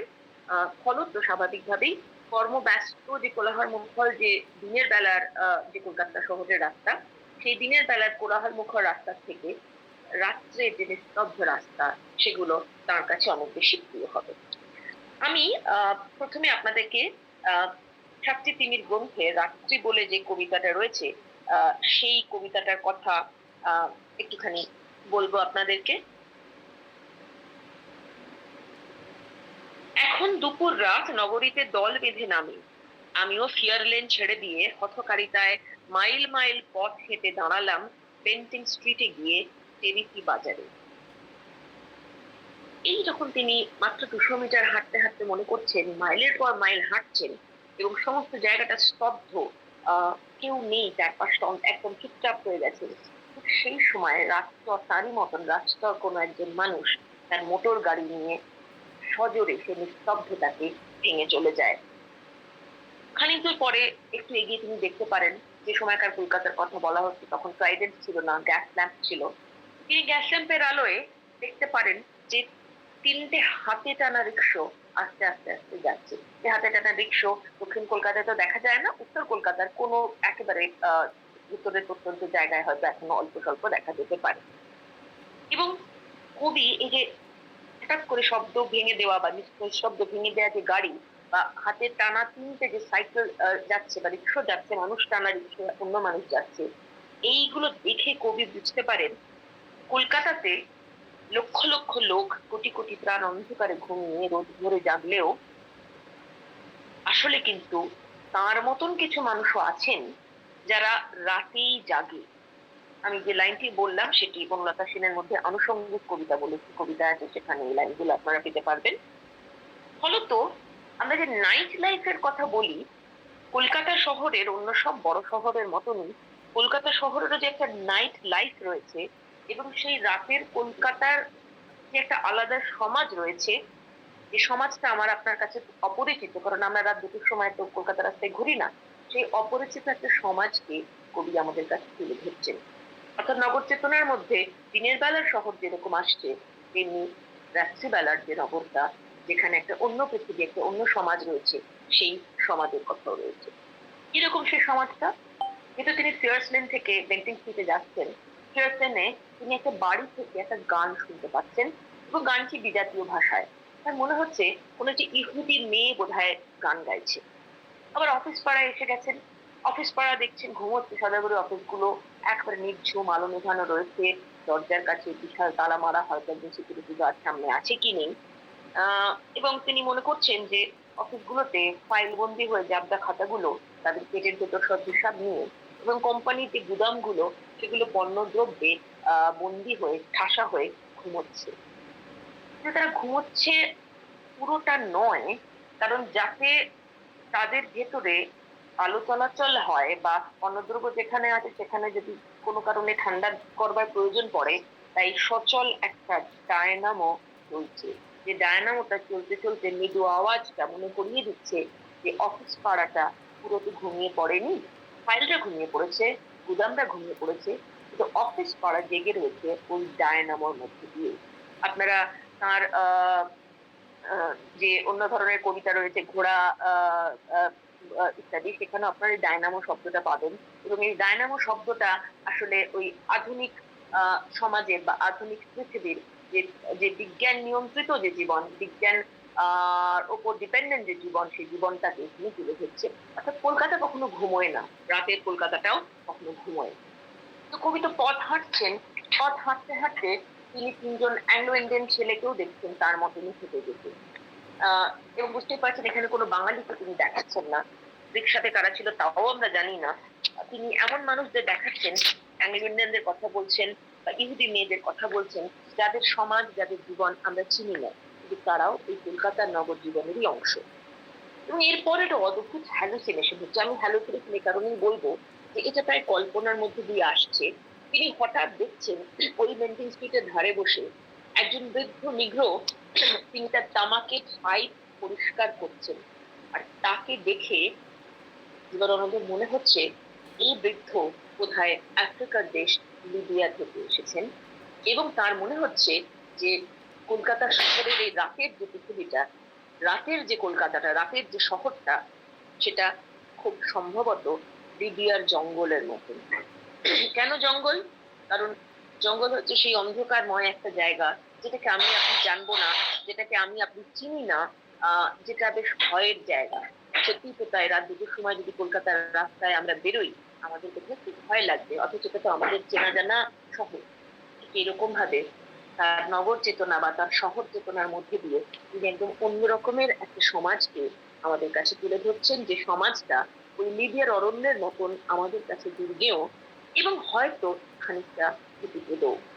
কারণ বলাই বাহুল্য, বেশিরভাগ ক্রাইম যেগুলো ঘটে সেগুলো রাতের অন্ধকারে ঘটে। আমি আপনাদের বলেছিলাম যে 3টে সিম্বল আছে কলকাতার তার লেখায়। একটা তো বললাম যেটা রাতের অন্ধকার বা রাতের রাস্তা, কলকাতার রাতের রাজপথ। দ্বিতীয় যেটা তার খুব ফেভারিট, সেটা হচ্ছে ট্রাম। আমি ট্রামের কথায় আপনাদের কাছে ফিরে আসবো। দুটো কবিতা একটু আপনাদেরকে শোনাবো। একটা হচ্ছে মহাপৃথিবী কবিতাতে, ফুটপাত মহাপৃথিবী কাব্যগ্রন্থে ফুটপাত বলে একটি কবিতা রয়েছে। সেই ফুটপাত কবিতাটা একটু পড়ে শোনায় কয়েকটি লাইন। কয়েকটি আদিম সর্পিনী সহদরার মতো এই যে ট্রাম লাইন ছড়িয়ে আছে পায়ের তলে, সমস্ত শরীরের রক্তে এদের বিষাক্ত স্পর্শ অনুভব করে হাঁটছি আমি। আমাদের কলকাতাতে ট্রাম প্রায় উঠে গেছে আপনারা জানেন, কিন্তু যেখানে যেখানে এখনো ট্রাম আছে সেখানে কিন্তু ট্রাম লাইন গুলোকে রাতের অন্ধকারে এরকম ভাবে সাপের মতন মনে হয়, একা বেঁকা এঁকে বেঁকে তারা চলেছে। ঠিক সেরকম ভাবে আরো দুটো কবিতার কথা আমরা বলবো। একটি কবিতা হচ্ছে, তার মধ্যে কবিতার কথাটা পরেও আসবে, কাটতে তারা তিমিরের লঘু মুহূর্ত কবিতা, যেখানেও দেখা যাচ্ছে যে ভিখারিরা খোদা ফুটপাতের পাশে বসে রয়েছে। ঠিক এরকম ভাবে ফুটপাত ফিরে ফিরে ফিরে ফিরে আসছে তার কবিতাতে। আর ফুটপাত কেন ফিরে আসছে, ট্রামের সূত্রে ফুটপাত কেন ফিরে আসছে, সেই প্রসঙ্গে যাওয়ার আগে ট্রাম নিয়ে তার প্রীতির কথাটা একটু বলে নিই। 1930-40-এর দশকে ওই সময়কালটাতে কলকাতা শহরের সব থেকে সস্তা গণপরিবহন বা পাবলিক ট্রান্সপোর্ট ছিল ট্রাম। খুব সম্ভবত এখনো যেসব জায়গায় ট্রাম চলে সেখানে সব থেকে সস্তা গণপরিবহন হচ্ছে ট্রাম। এখন জীবনানন্দকে আমরা এখন খুব সমাদর করি ঠিকই, তার জীবদ্দশায় তিনি একজন অসচ্ছল শিক্ষক ছিলেন এবং এমন একজন কবি ছিলেন যিনি প্রকাশকদের কাছে হাত পেতে টাকা চাইতেন। এরকম একজন মানুষের কাছে স্বাভাবিকভাবেই সব থেকে কম পয়সার যে গণপরিবহন, সেই গণপরিবহনটাই সব থেকে বাঞ্ছিত পরিবহন ছিল সম্ভবত। তাই তার নিজের যে জীবন সংগ্রাম, তার সঙ্গে ট্রামের সেকেন্ড ক্লাসে যে 3 পয়সা ভাড়া ছিল, আমাদের মনে নেই, স্যাররা হয়তো দেখেছেন, পল্লববাবুরা হয়তো দেখেছেন, সেই 3 পয়সায় ভাড়ায় ট্রামের সেকেন্ড ক্লাসের চড়াটা সমর্থিত হয়ে গিয়েছিল। আর দেখুন, ট্রাম একদিক থেকে যেরকম কলকাতা শহরের একটা সিম্বল হয়ে তার নগর চেতনায় বা তার মনের মধ্যে আসছে, ঠিক তেমনি ভাবে সামাজিক অর্থনৈতিক অবস্থানে তিনি যেখানে রয়েছেন তার প্রতীকেও কিন্তু ট্রাম আসছে। কারণ তিনি ট্রামেই চড়েন। ফার্স্ট ক্লাস 5 পয়সা তাকে চড়তে পারেন না, সেকেন্ড ক্লাস 3 পয়সা তিনি তাকে চড়েন। এখন এই যে তার শ্রেণীগত একটা অবস্থান যেটা অসচ্ছল, আসলে কিন্তু তিনি মধ্যবিত্ত বুদ্ধিজীবী, তিনি তো শিক্ষক ছিলেন, কবি ছিলেন, তাই তাকে আমরা আর তার থেকে নিচে কোথায় নামাই। কিন্তু আপাত মধ্যবিত্ত বুদ্ধিজীবী হলেও তার কবিতার মধ্যে বারবার বারবার এই কলকাতা শহরের অন্যান্য শ্রেণীর মানুষদের কথা এসেছে, বিশেষ করে ফুটপাতের সূত্রে অন্যান্য মানুষদের কথা এসেছে। এই ফুটপাত কলকাতা শহরের বা যে কোনো বড় শহরের এমন একটি অংশ, সেখানে যারা থাকেন তাদেরকে আমরা ইংরেজি করে সাবঅল্টার্ন বলতে পারি, বাংলা করে একেবারে সমাজসেবী সব থেকে নিচে থাকা বুদ্ধিজীবীদের কথা বলতে। এবং ফুটপাতের কথা যখন তিনি বলছেন, এই তৃতীয় সিম্বলের কথা তিনি বলছেন, সেই তৃতীয় সিম্বলের কথা বলতে গিয়ে তিনি যে মানুষগুলোর কথা বলছেন, সেটা বল্টন মানুষদের কথা বলছেন, সেই মানুষগুলোরও কিন্তু আলাদা একটা সমাজ রয়েছে। অর্থাৎ তিনি একই কলকাতার মধ্যে আলাদা আলাদা ভিন্ন ভিন্ন সমাজকে দেখাতে চাইছেন। এবং এই সমাজের বা সাবঅল্টার্ন শ্রেণীর আহ বাসিন্দা কারা বা সাবঅল্টার্ন শ্রেণীর অন্তর্ভুক্ত কারা, তারা ভিখিরিরা। ভিখিরিদের নিয়ে একাধিক কবিতা লিখেছেন জীবনানন্দ দাশ। আমি দুটি কবিতার কথা আপনাদের সঙ্গে আলোচনা করব। একটি বনলতা সেন কাব্যের ভিখিরি বলে একটি কবিতা, দ্বিতীয়টি লঘু মুহূর্ত কবিতার কথা আগেই বলেছিলাম, সাথী তারার তিমিরে লঘু মুহূর্ত বলে যে কবিতাটা রয়েছে সেই কবিতা। দুটো কবিতার কথাই আমি একটু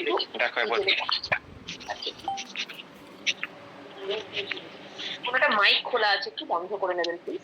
শুভদীপ বলে কেউ আছেন, তার মাইকটা খোলা আছে।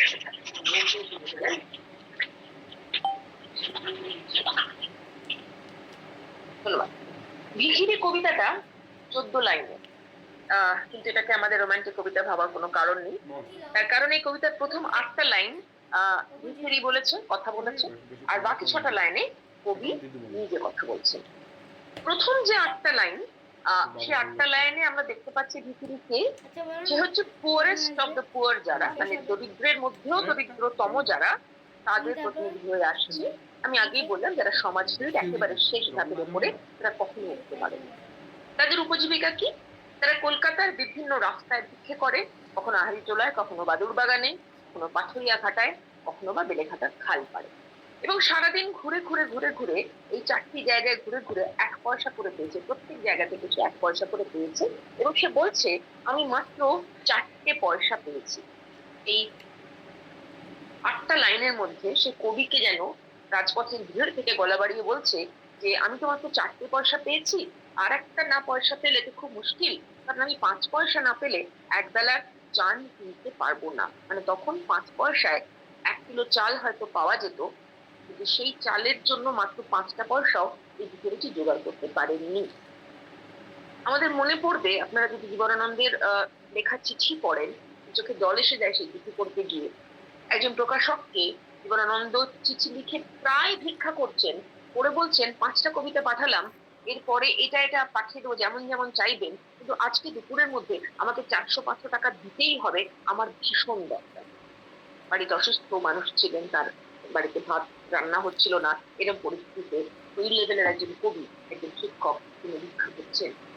এই ভিখিরির যে 1 পয়সা করে ভিক্ষা চাওয়া, যে সাবঅল্টার্ন শ্রেণীভুক্ত, তার সঙ্গে আমরা এই তথাকথিত বুদ্ধিজীবী, উচ্চশিক্ষিত সমাজের প্রিভিলেজ ক্লাসগুলো যাদের মনে করা হয়, সেই মানুষটির জীবন যাপনের সেরকম কোনো পরিবর্তন বা পার্থক্য ডিফারেন্স আমরা দেখতে পাচ্ছি না। জীবনানন্দের এই ভিখিরিটিকে দেখে মনে হচ্ছে ভিখিরিটি যেন সতচ্ছিন্ন। এই এই এই ইমেজটা আমার কাছে খুব ইন্টারেস্টিং লাগে, কারণ এখন কোনো মানুষ তো সতচ্ছিন্ন হতে পারে না। ভিখিরির পোশাকটা সতচ্ছিন্ন, সেটাই খুব স্বাভাবিক, কিন্তু কেন ভিখিরিটিকে সতচ্ছিন্ন তিনি বলছেন? খুব সম্ভবত তার যে যাপিত জীবনটা, সেই জীবনটা ওই 1 পয়সা মূল্যে ডিসাইড করে ভাত সে খেতে পারবে কি পারবে না। তার সেই যাপিত জীবনটা এতটা ফুটি ফাটা, সেখানে এত এত বড় বড় ফুটো, যে তাকে দেখে কবির মনে হচ্ছে সে নিজেই সতচ্ছিন্ন। আর এই যে শ্রেণী বৈষম্যে ক্লিষ্ট, অর্থনৈতিক বৈষম্যে ক্লিষ্ট একটা সমাজকে কলকাতার বুকে তিনি দেখতে পাচ্ছেন, এবং এই বৈষম্যটাকে শুধু দেখতে পাচ্ছেন নয়, নিজের জীবন দিয়ে হাড়ে হাড়ে অনুভব করছেন। তাই জন্য তার মনে হচ্ছে, আবার একটা লাইন কোট করছি, এটি শ্রেণী সমাজের গভীর অসুখ, এক পৃথিবীর ভুল। আমরা ভেবে দেখব যে এই ভুল শব্দটাকে আমরা ভুল বলবো না অন্যায় বলবো। বৈষম্যটাকে ভুল করে হয় না, বৈষম্যটা ইচ্ছা করে হয়, অন্যায় করার জন্যই করা হয়। সমাজের এই শ্রেণী বৈষম্যের অনিবার্য সত্যটা এখানে এভাবে তুলে ধরছেন জীবনানন্দ। আমি চলে আসছি লঘু মুহূর্তে। লঘু মুহূর্তের কুশীলবরা হচ্ছেন 4টে ভিখারি, মানে তার মধ্যে 3জন পুরুষ ভিখারি এবং একটি মেয়ে ভিখারি। তারা বেন্টিং স্ট্রিটের পাশে একটা ফুটপাতে বসে চা খাচ্ছে। আপনারা অনেকেই জানেন, আমি যে কলেজটায় পড়াই সেই কলেজেরও একটা কাছাকাছি একটা ফুটপাত আছে। কলকাতা শহরে এখন এখন এমন অনেক ফুটপাত রয়েছে, এখানে গোটা একটা সংসার ঢেলে বসে থাকে, মানে একটা গোটা পরিবার ফুটপাতে থাকে। সেখানে তাদের বিয়ে হয়, তাদের সন্তান হয়, তারা মারা যায়, সবটাই ফুটপাতের মধ্যে, অর্থাৎ ফুটপাতটাই হচ্ছে তাদের বাড়ি। তো এই 4টে ভিখারি নিয়ে কথা বলছি। সেই 4জন বেন্টিং স্ট্রিটের পাশে একটা ফুটপাতে বসে আছে, বসে বসে তারা গল্প করছে আর চা বানাচ্ছে। কাঠকুটো জোগাড় করেছে, আগুন জ্বালিয়ে চাটা বানাচ্ছে। কিন্তু চায়ের জলটা কোত্থেকে নিচ্ছে? আমি আপনাদের একদম শুরুতে বললাম না যে স্যারের রূপকথার জগতে রাজারানী থেকে আমি আপনাদেরকে নিয়ে যাবো নর্দমার কাছে। বেন্টেন স্ট্রিটের ফুটপাতের পাশে একটা হাইড্রান্ট আছে, মানে যে বড় বড় এরকম জাল বসানো যে বড় বড় নর্দমার মুখগুলো, সে হাইড্রান্টটা তারা খুলে নিচ্ছে। খুলে নিয়ে সে হাইড্রান্টের ভেতরে মগ ডুবিয়ে জল তুলে নিচ্ছে, আর সেই জল ফুটিয়ে তারা চা খাচ্ছে। আমার আপনার গা গুলিয়ে উঠতে পারে, কিন্তু তাদের কাছে এগুলো কিছু মনেই হচ্ছে না। এবং শুধু তাই নয়, চা খেতে খেতে তারা খুব চাল মেরে মেরে কথা বলছে। কিরকম চাল মেরে মেরে কথা বলছে? তারা বলছে আমাদের সোনা নেই, রূপো নেই, তবু আমরা কে কার কৃতদাস। এই যে তারা মুক্ত, তারা স্বাধীন, তারা কারোর অধীনে চাকরি করে না, কোনো পারিবারিক গণ্ডির মধ্যে, কোনো অনুশাসনের মধ্যে তারা থাকে না, এটার জন্য তারা ভীষণ গর্বিত। এবং আমরা হয়তো তাদেরকে একটু হিংসা করছি। নর্দমা জলের চা তারা খাচ্ছে বটে, কিন্তু তাদের মতন ফ্রিডম আমার আপনার, আমাদের মতন সমাজের তলার মানুষদের কোথাও নেই। এই যে স্পর্ধিত উক্তি, নিজেদেরকে এরকম ভাবে বলতে পারেন একটু বড় করে দেখাবার যে একটা স্পর্ধিত উক্তি, এই স্পর্ধিত উক্তি আসলে কবির নিজের, কবি এদের মুখ দিয়ে এই স্পর্ধিত উক্তিটি বলাচ্ছেন। তার কারণ পৃথিবীতে যত অন্যায় ঘটে এবং কলকাতা শহরেও যে অন্যায় ঘটে, এই সমস্ত অন্যায়গুলো করে হচ্ছে সমাজের উঁচু তলার মানুষরা। এই চারটে ভিখিরিকে দিয়ে তিনি তাদের মুখে ঝামা ঘষে দিচ্ছেন এবং তাদের মুখ দিয়ে কি বলাচ্ছেন সেই লঘু মুহূর্ততে কবিতাতে বলছেন, কি করে ধর্মের কল নড়ে যায় নিহিন বাতাসে, কি কি দেওয়া থোয়া হয়। মানে এখানে যে বৈষম্যগুলো ঘটছে, তা যে ধর্মের কল বাতাসে নড়ার মতন সে বিষয়ে তার সম্যক জ্ঞান আছে। আর তারপরে কবি নিজে লিখছেন, তাদের মুখ দিয়ে বলাচ্ছেন, এই এই চারটে ভিখিরি সালিশি করছে কি কি আলোচনা করে করে, মানুষটা মরে গেলে যদি তাকে ওষুধের শিশি কেউ দেয় বিনি দামে, তবে কার লাভ? আমরা এখন জানি কলকাতার মধ্যেই এখন বিভিন্ন জায়গায়, পশ্চিমবঙ্গের বিভিন্ন জায়গায় এমন ওষুধ বিক্রি করা হচ্ছে যেগুলোকে জাল ওষুধ বলা হচ্ছে, কিন্তু সেগুলো রমরমি বিক্রি করছে। ভেবে দেখুন তো, সেই রমরমি বিক্রি হওয়া জাল ওষুধ গুলো বিক্রি হওয়ার পরে টাকাটাতে কাদের লাভ হচ্ছে? অবশ্যই যারা সেই ওষুধ বানায় এবং যারা সেই ওষুধের বিপণন করে তাদের।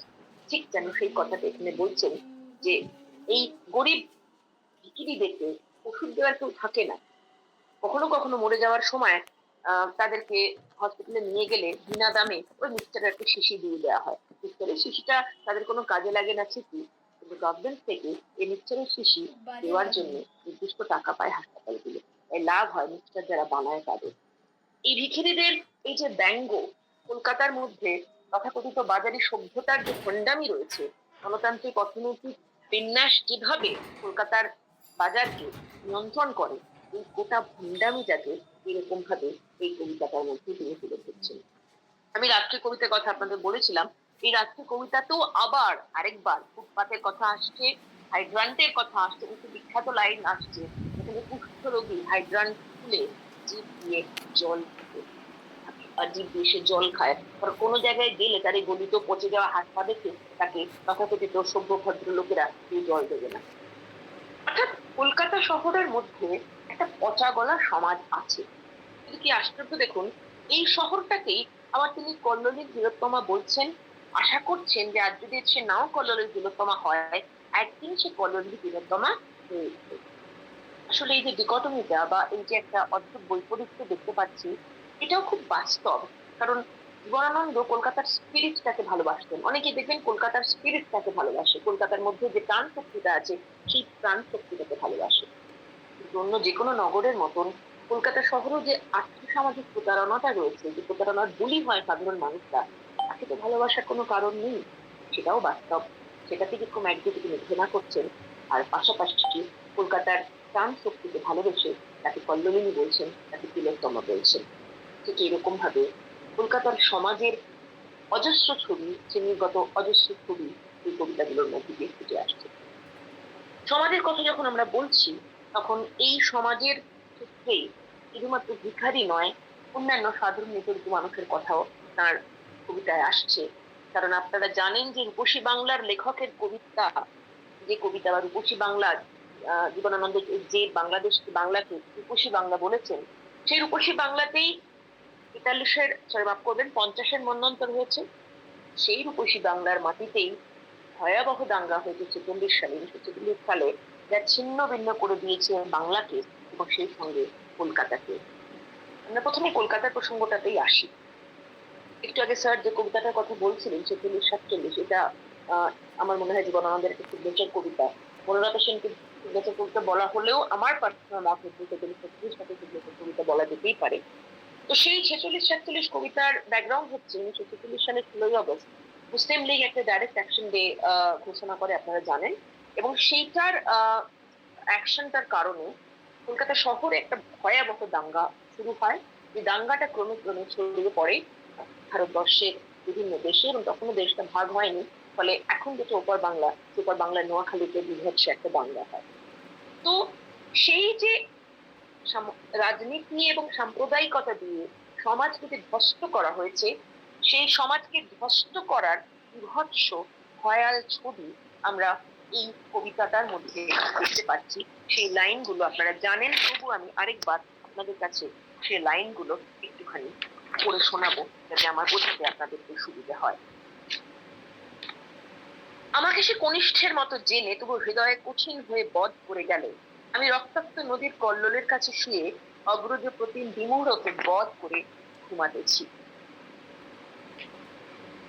হানিফ মকবুল করিম আজিজা তুমি আমার বুকের পরে হাত রেখে মৃতমুখ থেকে চোখ তুলে সুধা বেশে রক্ত নদী উদ্বেলিত হয়ে বলে যাবে গগন বিপিন শশী পাথরে ঘাটার মানিক তলার শ্যামবাজারের গ্যালেক্সিকের অন্তাদিন। এরা কারা? তিনি নিজেই বলছেন, জীবনের ইতর শ্রেণীর মানুষ তো এরা সব। এই যে ইতর শ্রেণীর মানুষ বলে যাদের কথা তিনি বলছেন, তারা কারা? যাদেরকে বোকা বানিয়ে একটা ভ্রাতৃঘাতী দাঙ্গা তৈরি করা হয়েছিল, মানে ম্যানমেড দাঙ্গা, এবং সেটা হয়েছিল ব্রিটিশ শাসকদের প্রত্যক্ষ মদতে, যাতে কলকাতার বুকেই কিন্তু ধর্ম নির্বিশেষে সাধারণ মানুষরা, একেবারে গরিব মানুষরা, খেটে খাওয়া মানুষরা মারা গেছিলেন। অথচ কলকাতা শহরের উপরতলার যে বড় ব্যবসায়ীরা, রাজনৈতিক নেতারা, এমনকি গ্রামে থাকা যে জমিদাররা, তাদের গায়ে আঁচটি আসেনি। সেই যে গ্রেট ক্যালকাটা কিলিং, বিভৎস সেই যে ঘটনা, কলকাতার বিভিন্ন পাড়ার দরিদ্র মানুষদেরকে সেই গ্রেট ক্যালকাটা কিলিং এর প্রতীক হিসেবে এই কবিতায় তিনি ব্যবহার করে দেখাচ্ছেন কল্লোলিন তিলোত্তমার বুকের মধ্যে এই যে ক্লিন্নতা রয়েছে, এই যে ভয়ালতা রয়েছে, এই যে মৃত্যু স্রোত রয়েছে, এটাও কিন্তু সমাজ কথারই একটা পাতা। আর মন্বন্তর সম্পর্কে তিনি কি লিখেছেন আপনারা জানেন। মন্বন্তর দাঙ্গা, দুঃখ, নিরক্ষরতায় অন্ত শতচ্ছিন্ন মানুষদের কথা লিখেছেন, যে মানুষদের কথা পড়তে গিয়ে আমরা দেখতে পাই কলকাতার পথে পথে শুধুমাত্র এক বাটি ফ্যানের জন্য ভিক্ষা করে দাঁড়াচ্ছে মানুষ।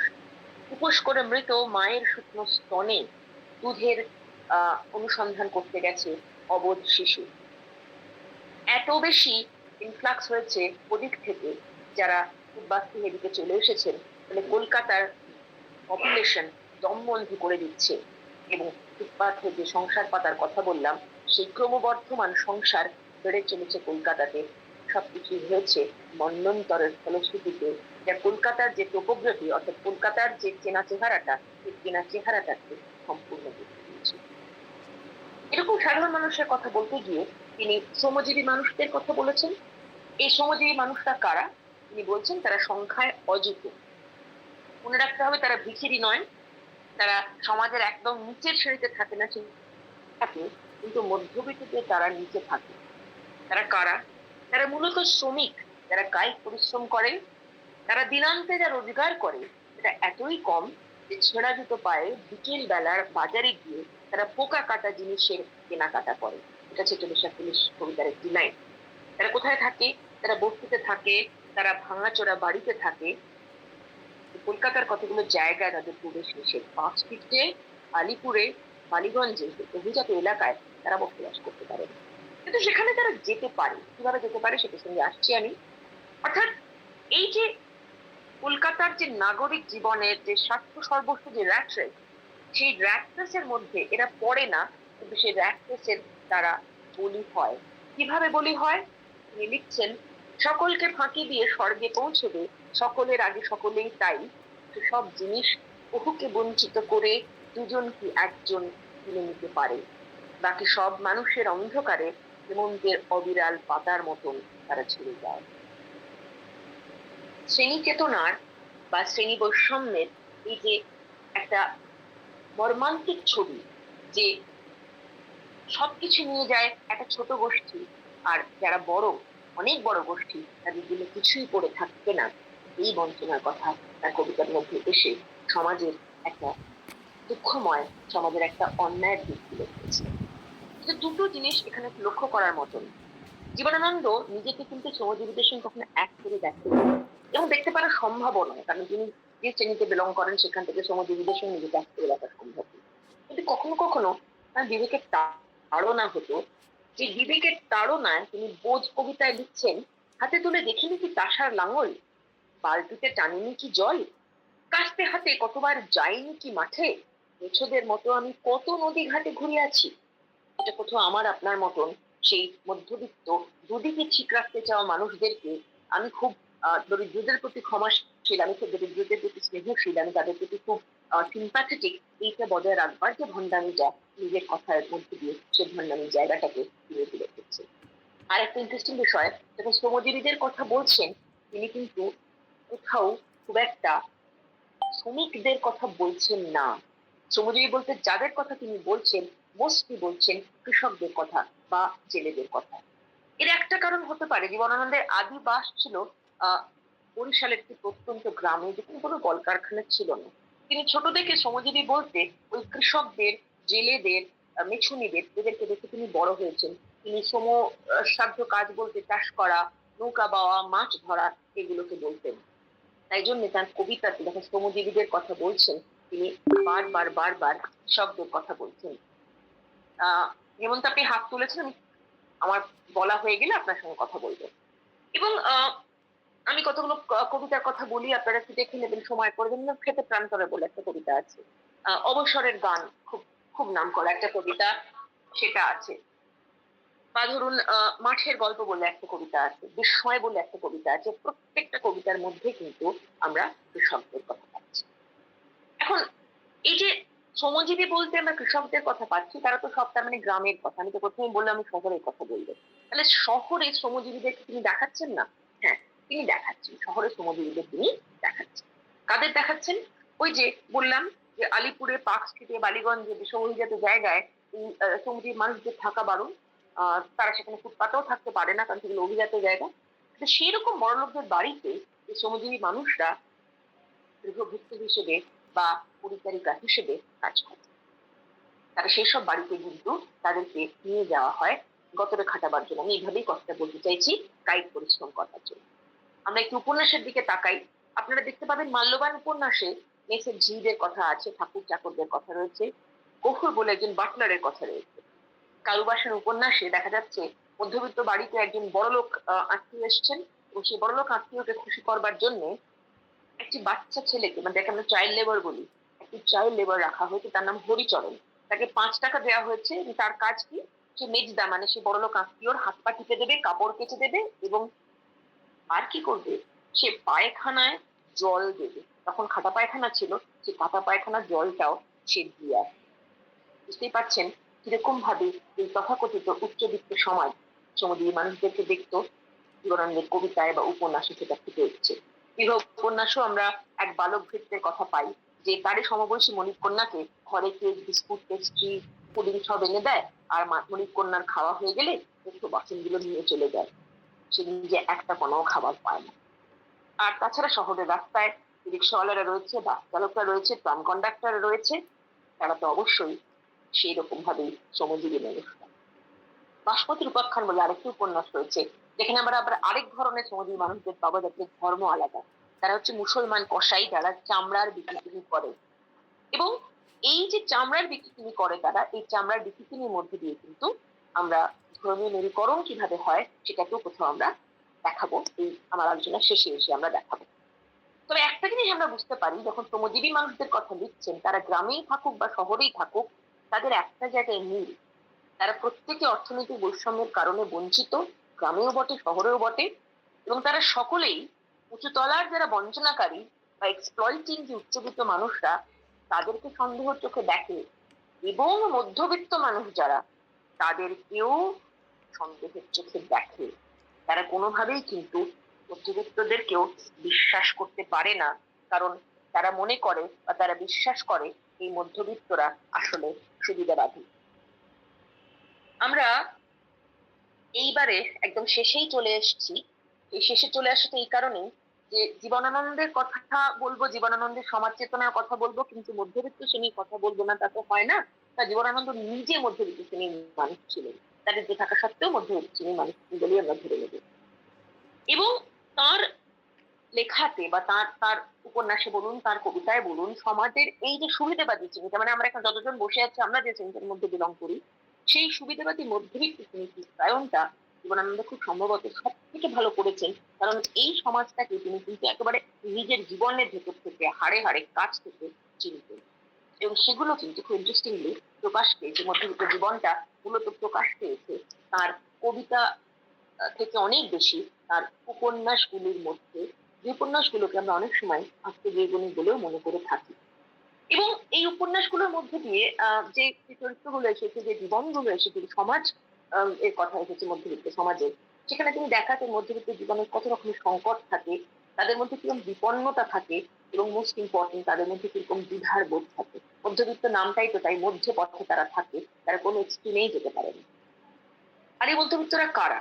জীবনানন্দের সৃজন করা বা জীবনানন্দের ছবি দেখানো, জীবনানন্দের আঁকা যে মধ্যবিত্ত সমাজ, সেখানে অধিকাংশ মধ্যবিত্ত মানুষরা হচ্ছেন শিক্ষিত, বুদ্ধিজীবী, এবং জীবনের বাস্তবতার সঙ্গে তাদের নৈতিকতার একটা দ্বন্দ্ব আসছে।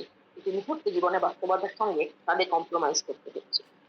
তার মধ্যবিত্ত নায়করা, উপন্যাসের মধ্যবিত্ত নায়করা বেশিরভাগ ক্ষেত্রেই শিক্ষিত হলেও ভীষণ মুখচোরা, এবং তার নিজের মনের একটা খুব উদার রুচি রয়েছে, খুব একটা পরিশীলিত রুচি রয়েছে, তার নিজস্ব ইচ্ছা রয়েছে। তো সেই সব রুচি ইচ্ছা তার জীবনের বাস্তবের সঙ্গে সে মেলাতে পারে না, তাই সে বড্ড হতাশ। এমনকি পরিবারের মধ্যে থেকেও সে ভীষণ নিঃসঙ্গ। আপনাদের 8 বছর আগের একজন কবিতার কথা মনে করতে বলবো, যেখানে কিন্তু একটি অদ্ভুত পারিবারিক মানুষকে, নিঃসঙ্গ মানুষকে আমরা দেখেছিলাম। এদের আবার অনেকের চাকরি নেই, তার কারণ দ্বিতীয় বিশ্বযুদ্ধের পরিপ্রেক্ষিতে তখন কলকাতাতে শিক্ষিত বেকার ছেলেরা একটা রিয়ালিটি। এখনো শিক্ষিত বেকার ছেলেরাও আমরা দেখতে পাচ্ছি কলকাতার পথে ঘাটে, তখনও কিন্তু শিক্ষিত বেকার ছেলেরা একটা রিয়ালিটি ছিল। ফলে তার কবিতায়, তার উপন্যাসে যে মধ্যবিত্ত নায়করা রয়েছে, তারাও কিন্তু বেকার। কি করে তারা? প্রাইভেট টিউশন করে, আর কোনো চাকরি তারা পায়নি। কোনো মতে কষ্টের সৃষ্টি যদি বা একটা চাকরি পায়, অত্যন্ত সাধারণ চাকরি, মাইনে বেশি না, মনোমত হয় না। কারণ মধ্যবিত্ত সেই শিক্ষিত ছেলেটি সে বই পড়তে ভালোবাসে, ছবি দেখতে ভালোবাসে, গান শুনতে ভালোবাসে। অফিসে গিয়ে এসব তো করা যাবে না, তাই কাজটা তার একদম নিরর্থক মনে হয়, একটুও ভালো লাগে না তার। কিন্তু সে সংসারের দায়ে চাকরি ছাড়তে পারে না এবং ডিপ্রেশনে ভোগে। মধ্যবিত্ত সমাজের চিত্রায়নের ক্ষেত্রে এই দ্বন্দ্বটা খুব ভালো করে, খুব সুন্দর করে দেখাতে পেরেছেন জীবনানন্দ, কারণ এই সংশয়, এই ডিপ্রেশন, এই দৈর্ঘ্যতা তাঁর ছিল। প্রত্যেকটি মধ্যবিত্ত পরিবারের যাদেরকে দেখাচ্ছেন, সেখানে একজন আদর্শবাদী বাবা থাকবেন, বয়স্ক মানুষ, অবিবাহিত বোন থাকবে, সে হয় চাকরি করে বা চাকরি করে না, কোনো একজন বিধবা পিসি থাকবে, আর একজন অসুখী স্ত্রী থাকবে, সে শিক্ষিত হতেও পারে বা নাও হতে পারে।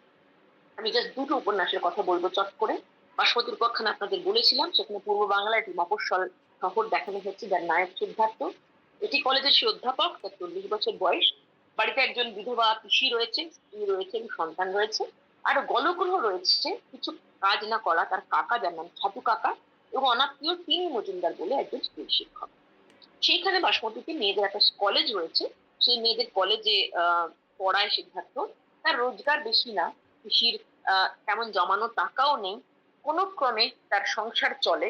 এবং উপন্যাসটার মধ্যে তার সংসারটা কিরকম তার একটা বর্ণনা দিয়েছেন জীবনানন্দ। বলছেন যে তার শীর্ণ বসত বাড়ির পাকা মেঝে, ছনের চাল, হোগলামলি বাঁশ দরমার দাঁড়ার ঘর, টিনের পাট কোথাও কোথাও, ইলেকট্রিক আনতে পারেনি সে। অর্থাৎ একটি শিক্ষক, একটি অধ্যাপক, এরকম একটি পরিবেশে সে বাস করে।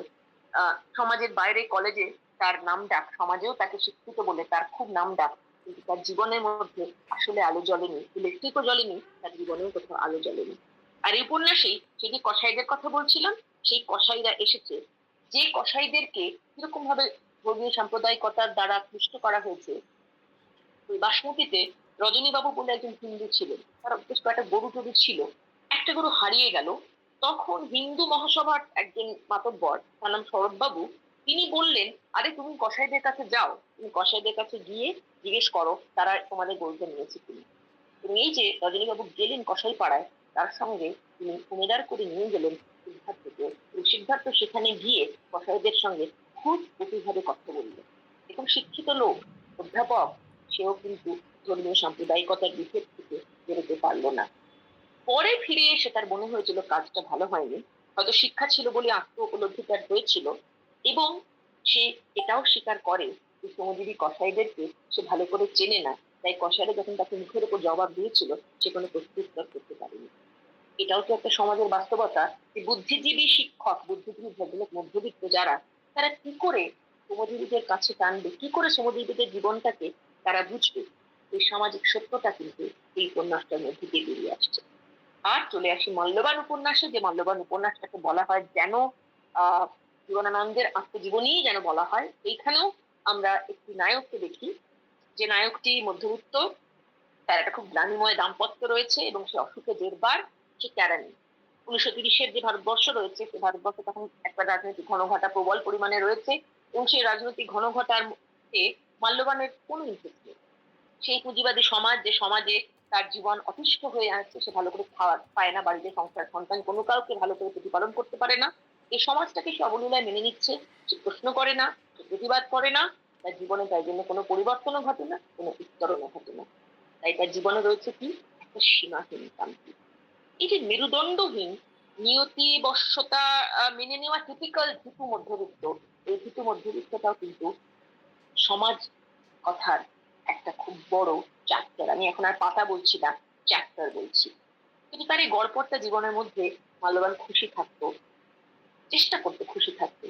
মুশকিল হলো তার স্ত্রী উৎপলা, সে ভীষণ রকমের আহ অন্য মানসিকতার একজন মানুষ ছিল। তাদের মধ্যে ভালোবাসাধীন একটা শারীরিক সম্পর্ক হয়েছিল, সন্তানের আগমনও হয়েছিল সমাজের নিয়ম মেনে। একদিন মাল্যবান জানতে পারলো যে এই উৎপলা স্বদেশী দলের সঙ্গে যুক্ত, সে ভারতবর্ষকে স্বাধীন করা যে টেররিস্ট দল তার সঙ্গে সে যুক্ত। মাল্যবানের সঙ্গে উৎপলার কখনো অনুভূতির সমতাও ঘটেনি, তাদের জীবনে কোনো সরসতাও ছিল না। তৎসত্ত্বেও কিন্তু এই কথা জানার পরেও কিন্তু মাল্যবান এই সংসারটা ভাঙতে পারে না, কারণ তার মনে হয় সমাজ কি বলবে, লোকে কি বলবে। এই যে মধ্যবিত্ত সুলভ একটা ভয়, এই যে তার বিদ্যাপ্রীতি, এই ভীত হয়ে থাকা জীবন, এই যে তার কোনোভাবেই স্যাটিসফাইড না হয়েও জীবনটাকে মেনে নেওয়ার যে বাধ্যতা, তার যে দ্বিধা, কোনটার জীবনটাকে আমি বাঁচবো, কোন জীবনটা আমি থাকবো, এই সমস্ত কিছুর মধ্যে দিয়ে আমরা বুঝতে পারি সে আদতে কেরানি হলেও মনে মনে সে ভাবুক যে কেরানি হয়েও যখন সে মেজ বাড়িতে গিয়ে থাকতে বাধ্য হয়, স্ত্রী বার করে দিয়েছে বলে, তখন সে মেজ বাড়ির একটি অল্প বয়সী যুবকের মতন অসাধারণ একটা জীবন কামনা করে, যে জীবনে সন্ধ্যাবেলা শেক্সপিয়ারের কবিতা আওড়ানো যায়। এই যে দিকটমিতা, এই যে বৈষম্যটা, এই বৈষম্যটাকে শ্রেণীগতভাবে তার উপন্যাসের মধ্যে তুলে ধরেছেন জীবনানন্দ। আমি শেষ করি এটুকু বলে, একটা কথা ভাবতে হবে, বনলতা সেন বলুন বা তার আগের কবিতা বলুন, স্যারও বলছিলেন যে অনেক মেয়েদের কথা এসছে। বনলতা সেন তো ভীষণ রকমের রোমান্টিক একটা কবিতা। সেই কবিতাগুলো পড়লে বা রূপসী বাংলা ছবির কবিতা পড়লে আমরা যে রোমান্টিসিজমকে পাই, আমরা যে নস্টালজিয়ার কথা পাই, এগুলো পড়তে খুব আমাদের ভালো লাগে। সেইখান থেকে সরে গিয়ে সমাজ চেতনা তার লেখায় কখন এবং কেন সোচ্চার হলো। আসলে কবিতা যখন লিখতেন তখন কিন্তু সাইমালটেনিয়াসলি পাশাপাশি সমান্তরাল ভাবে উপন্যাস লিখতেন জীবনানন্দ, কিন্তু কাউকে জানতে দেননি। এমনকি তার জীবদ্দশায় সেগুলো ছাপার কোনো চেষ্টা পর্যন্ত করা হয়নি। এই যে উপন্যাস লিখতেন, উপন্যাসের মধ্যে তো তিনি জীবনের বাস্তব কথা লিখতেন, জীবনের সমাজের বাস্তব কথা লিখতেন। এবং লিখতে লিখতে যখন তিনি অতিষ্ঠ হয়ে যেতেন নিজের জীবন নিয়ে বা পারিপার্শ্বিক জীবন নিয়ে, তখন খুব সম্ভবত একটা এসকেপ মেকানিজম, অর্থাৎ পালিয়ে যাওয়ার একটা রাস্তা খুঁজতেন। কলকাতার প্রেক্ষাপটের ভেতরের থেকেও পালিয়ে যাওয়ার রাস্তা খুঁজছেন কবিতার মধ্যে দিয়ে, শ্রাবস্তিতে, বিদর্ভে, কি ট্রয়েতে, কি লিবিয়াতে গিয়ে, যেখানে গিয়ে তিনি মনে করতেন বনলতা সেনের সঙ্গে বিদণ্ড কাটিয়ে তিনি শান্তি পাবেন। এই এসকেপ মেকানিজমটা একটা সময় গিয়ে ফেল করে, কারণ তিনি বুঝতে পারেন যে বালিতে উটের মতো মুখ বুঝেও বাঁচা যায় না। আবার বেড়াল কবিতা মনে করুন, নিজের মনের মধ্যে বুঁদ হয়ে থেকে, মৌচাকে বুঁদ হয়ে থাকার মতো হয়ে বুঁদ হয়ে থেকেও এই বাস্তবতাটাকে হারানো যায় না। ফলে এই সময় থেকে দেখুন তিনি নিজের মুখোমুখি দাঁড়াতে চাইছেন, এমনকি কবিতার মধ্যেও তিনি বাস্তবের মুখোমুখি দাঁড়াতে চাইছেন। তাই জীবনের এই বন্যতা সেন পরবর্তী ফেজ, বন্যতা সেন থেকে এগিয়ে যাচ্ছে যে ফেজটা, সেই পরবর্তী ফেজে তার কবিতার মধ্যে কিন্তু শহরের কথকতা, সমাজের কথকতা, সমাজ ভাবনা খুব প্রকট হয়ে ওঠে। আর এই যে শহুরে কথকতা, এই শহুরে কথকতা সব থেকে মর্মান্তিক আয়রনি বোধ হয় এটাই যে যে দেশপ্রিয় পার্কে তিনি সারা জীবন থেকেছেন, সেই দেশপ্রিয় পার্কেই রাস্তা পার হতে গিয়ে অন্যমনস্ক অবস্থায় ট্রামের নিচে পড়ে যান এবং সেই আঘাতে 3-4 দিন পরে একটি ফ্রি বেডে শুয়ে তার মৃত্যু হয়। কিন্তু আমরা এখানে তার সমাজ জীবনের কথা শেষ করব না, এই কারণেই করব না কারণ কলকাতা শহর বা শহর কেন্দ্রিক যে সমাজ জীবন, সেটাকে তিনি কিভাবে অনুভব করেছেন, সেই প্রাণ স্পন্দনকে তিনি কিভাবে দেখেছেন, তিনি সেইটুকু আমরা একটু দেখে নেব, নিয়ে তারপরে আমি আমার বক্তব্য শেষ করব। দুটি লাইন আপনাদেরকে পড়ে শোনাবো। জীবিত বা মৃত রমণীর মতো ভেবে অন্ধকারে মহানগরীর মৃগনাভি ভালোবাসি। তিনি ধরনের গান সত্যিকার তিনি। কলকাতা একদিন কল্লোলিনী তিলোত্তমা হবে। সুচেতনা বনলতা সেন। কলকাতা আবার জেগে উঠেছে। আনুষঙ্গিক কবিতা বনলতা সেন। এই যে সবকিছুর পরেও নগরীর প্রাণ স্পন্দনকে, মহানগরীর হৃদয়কে তিনি স্পর্শ করতে পারছেন, তার চলমানতাকে, তার সপ্রাণতাকে তিনি অনুভব করতে পারছেন। আমার নিজের মনে হয়েছে তার সমাজ ভাবনার এটাই হয়তোবা প্রধান সুর। তারপরে কথা তো থাকবে, কিন্তু কোথাও গিয়ে কলকাতাকে ভালোবাসার মধ্যে দিয়ে তার সমাজ ভাবনার সব থেকে বড় বিজ্ঞানটি আমাদের কাছে তুলে ধরা হচ্ছে। ধন্যবাদ।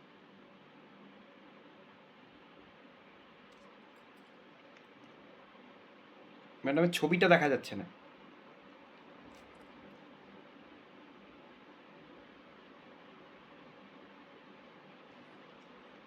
আমরা এতক্ষণ আলোচনা শুনছিলাম, হ্যাঁ কতগুলো ভাতও উঠেছে। আমার একটা শুধু এখানে একটা মানে অভিমত বা আমার একটা কথা একটু বলার আছে এটা নিয়ে। স্যারের কাছে আমারও একটা প্রশ্ন আছে। তাই সেটা ম্যাডামের যেটা হচ্ছে এই যে একটা প্রসঙ্গ এই কবিতা, আমি স্যারকে ঢুকতে বলছি, একটু 2 মিনিট আমি স্যারকে না স্যারেরটা আমি বলছি, আমি আপনার সঙ্গে একটা কথা একটু আমার একটা মানে মত আছে, সেটা নিয়ে আপনি একটু বলুন কি আপনার অভিমত। সেটা হচ্ছে যেমন এই যে কলকাতা কেন্দ্রিক বা যে ভাবনাগুলো, যদি ওই একটি লাইন যেটা আপনার মানে আপনারও গবেষণার বিষয় মিথ পুরাণ, যে কলকাতা একদিন কল্লোলিনী তিলোত্তমা হবে তবুও তোমার কাছে আমার হৃদয়, এই পংক্তিটা আমার বারংবার মনে হয় যে কল্লোলিনী আর তিলোত্তমা দুটো কিন্তু কলকাতাকে ব্যঙ্গ করছেন উনি। তিলোত্তমা তো পুরাণে কোনো শুভ কিছু আনেনি, দেখতে ভালো, কিন্তু আসলে তো সে ধ্বংস এনেছে সুন্দর উপসুন্দর, তাই তবু বলছেন জীবনানন্দ কল্লোলিনীও হবে তিলোত্তমা হবে কিন্তু হৃদয়বতী হবে না, ছলনাময়ী। মানে তবু বলছেন, মানে আমার এই তবু কথাটা সূত্রেই আমি হয়তো একটু অন্য কথা বলবো প্রীতম। হুম। যেটা হচ্ছে যে হ্যাঁ, এটা ঠিকই যে কলকাতার চেহারাটা তো খুব বিচ্ছিরি, মানে একেবারেই সুন্দর না, কারণ ফুটপাত আর হাইড্রেন্টের কথাই তো বারবার তিনি হ্যাঁ, বলছেন, তাই না? আর কিন্তু তিলোত্তমার তার প্রসঙ্গটাও তো তাই। হৃদয়টা সেই, হ্যাঁ। হ্যাঁ আমি যেটা বলছি, আমি বলছি হুম। ধরো একজনকে তিনি ভালোবাসেন, হুম। একজন পুরুষ একজন নারীকে ভালোবাসেন, সেই নারীর চেহারাটি খুব খারাপ হয়ে গেছে, কোনো হুম। কারণে হুম। ক্ষতবিক্ষত হয়ে গেছে, পুড়ে গেছে, তাহলে কি তিনি নারীকে না ভালোবাসবেন? তা তো তিনি নিশ্চয়ই নারীকে নয়। তো ভালোবাসবেন, কিন্তু মনে মনে আশাটুকু থাকবে কোন একজন প্লাস্টিক সার্জারি করে হয়তো মুখটাকে আবার সুন্দর করা যেতে পারে। হুম। হুম। হুম। আমরা এই সিমিলিটা দিয়েও হয়তো ভাবতে পারি যে হ্যাঁ, কলকাতার যে চেহারাই হোক, হাইব্র্যান্ড হোক, পচাগলা হোক, যাই হোক, কলকাতার কাছে হৃদয় নিশ্চয়ই আমার থাকবে। তো আমি চাইবো কলকাতা কোনো একদিন কল্লোলিনী হোক, কলকাতা কোনো একদিন আহ তিলোত্তমা হোক, কলকাতা কোনো সুন্দর হয়ে উঠুক, এটা আমাদেরও চাওয়া। আমার মনে হয় যে এইভাবেও হয়তো একটা ভাবনা এটা যেতে তো পারে, তোমার একটা, হ্যাঁ। ভাবনাটাও হতে পারে, হ্যাঁ।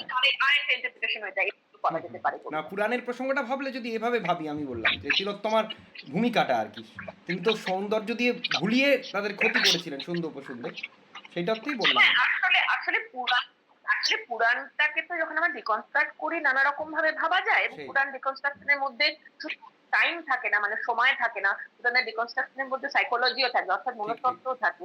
তো সেই জন্যই আমি ধরে নেবো যে মনস্তত্ত্বগত ভাবে তুমি একটা ইন্টারপ্রিটেশন করছো আমি আর একটাই আমি করছি, আরেকটা সেই সেই। ইন্টারপ্রিটেশন করছি। আচ্ছা। এইভাবে যদি আর আমরা ভাবি আর কি। হ্যাঁ স্যার, স্যারের কাছে একটা আমার ছিল, বাকিদেরগুলো নেবো। সেটা হচ্ছে যে স্যার যে স্যার কি এসেছেন কাছাকাছি?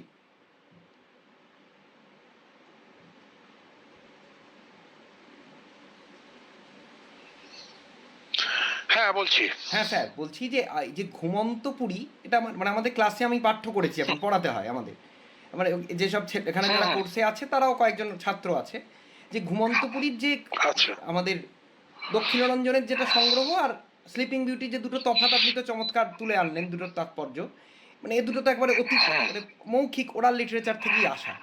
যে পরবর্তীকালে হুম। যেগুলো আমি যেটা ওদেরকে পড়াই, মানে কদিন আগেও পড়িয়েছি, যে এর যে কথান্তরগুলো হচ্ছে বা লিটারারি যে পুনর্নির্মাণগুলো হচ্ছে, যেমন একটা আমি ওদের পড়িয়েছিলাম সাল পেরো, যেটা সপ্তদশ শতকে এসে তৈরি করছেন, সেখানে যে সংযোজনগুলো করছেন, এইগুলোকে কি আমরা রূপকথার মানে আলোচনায় আনা কতটা সঙ্গত? জীবনানন্দ তো এভাবে ভাবেননি।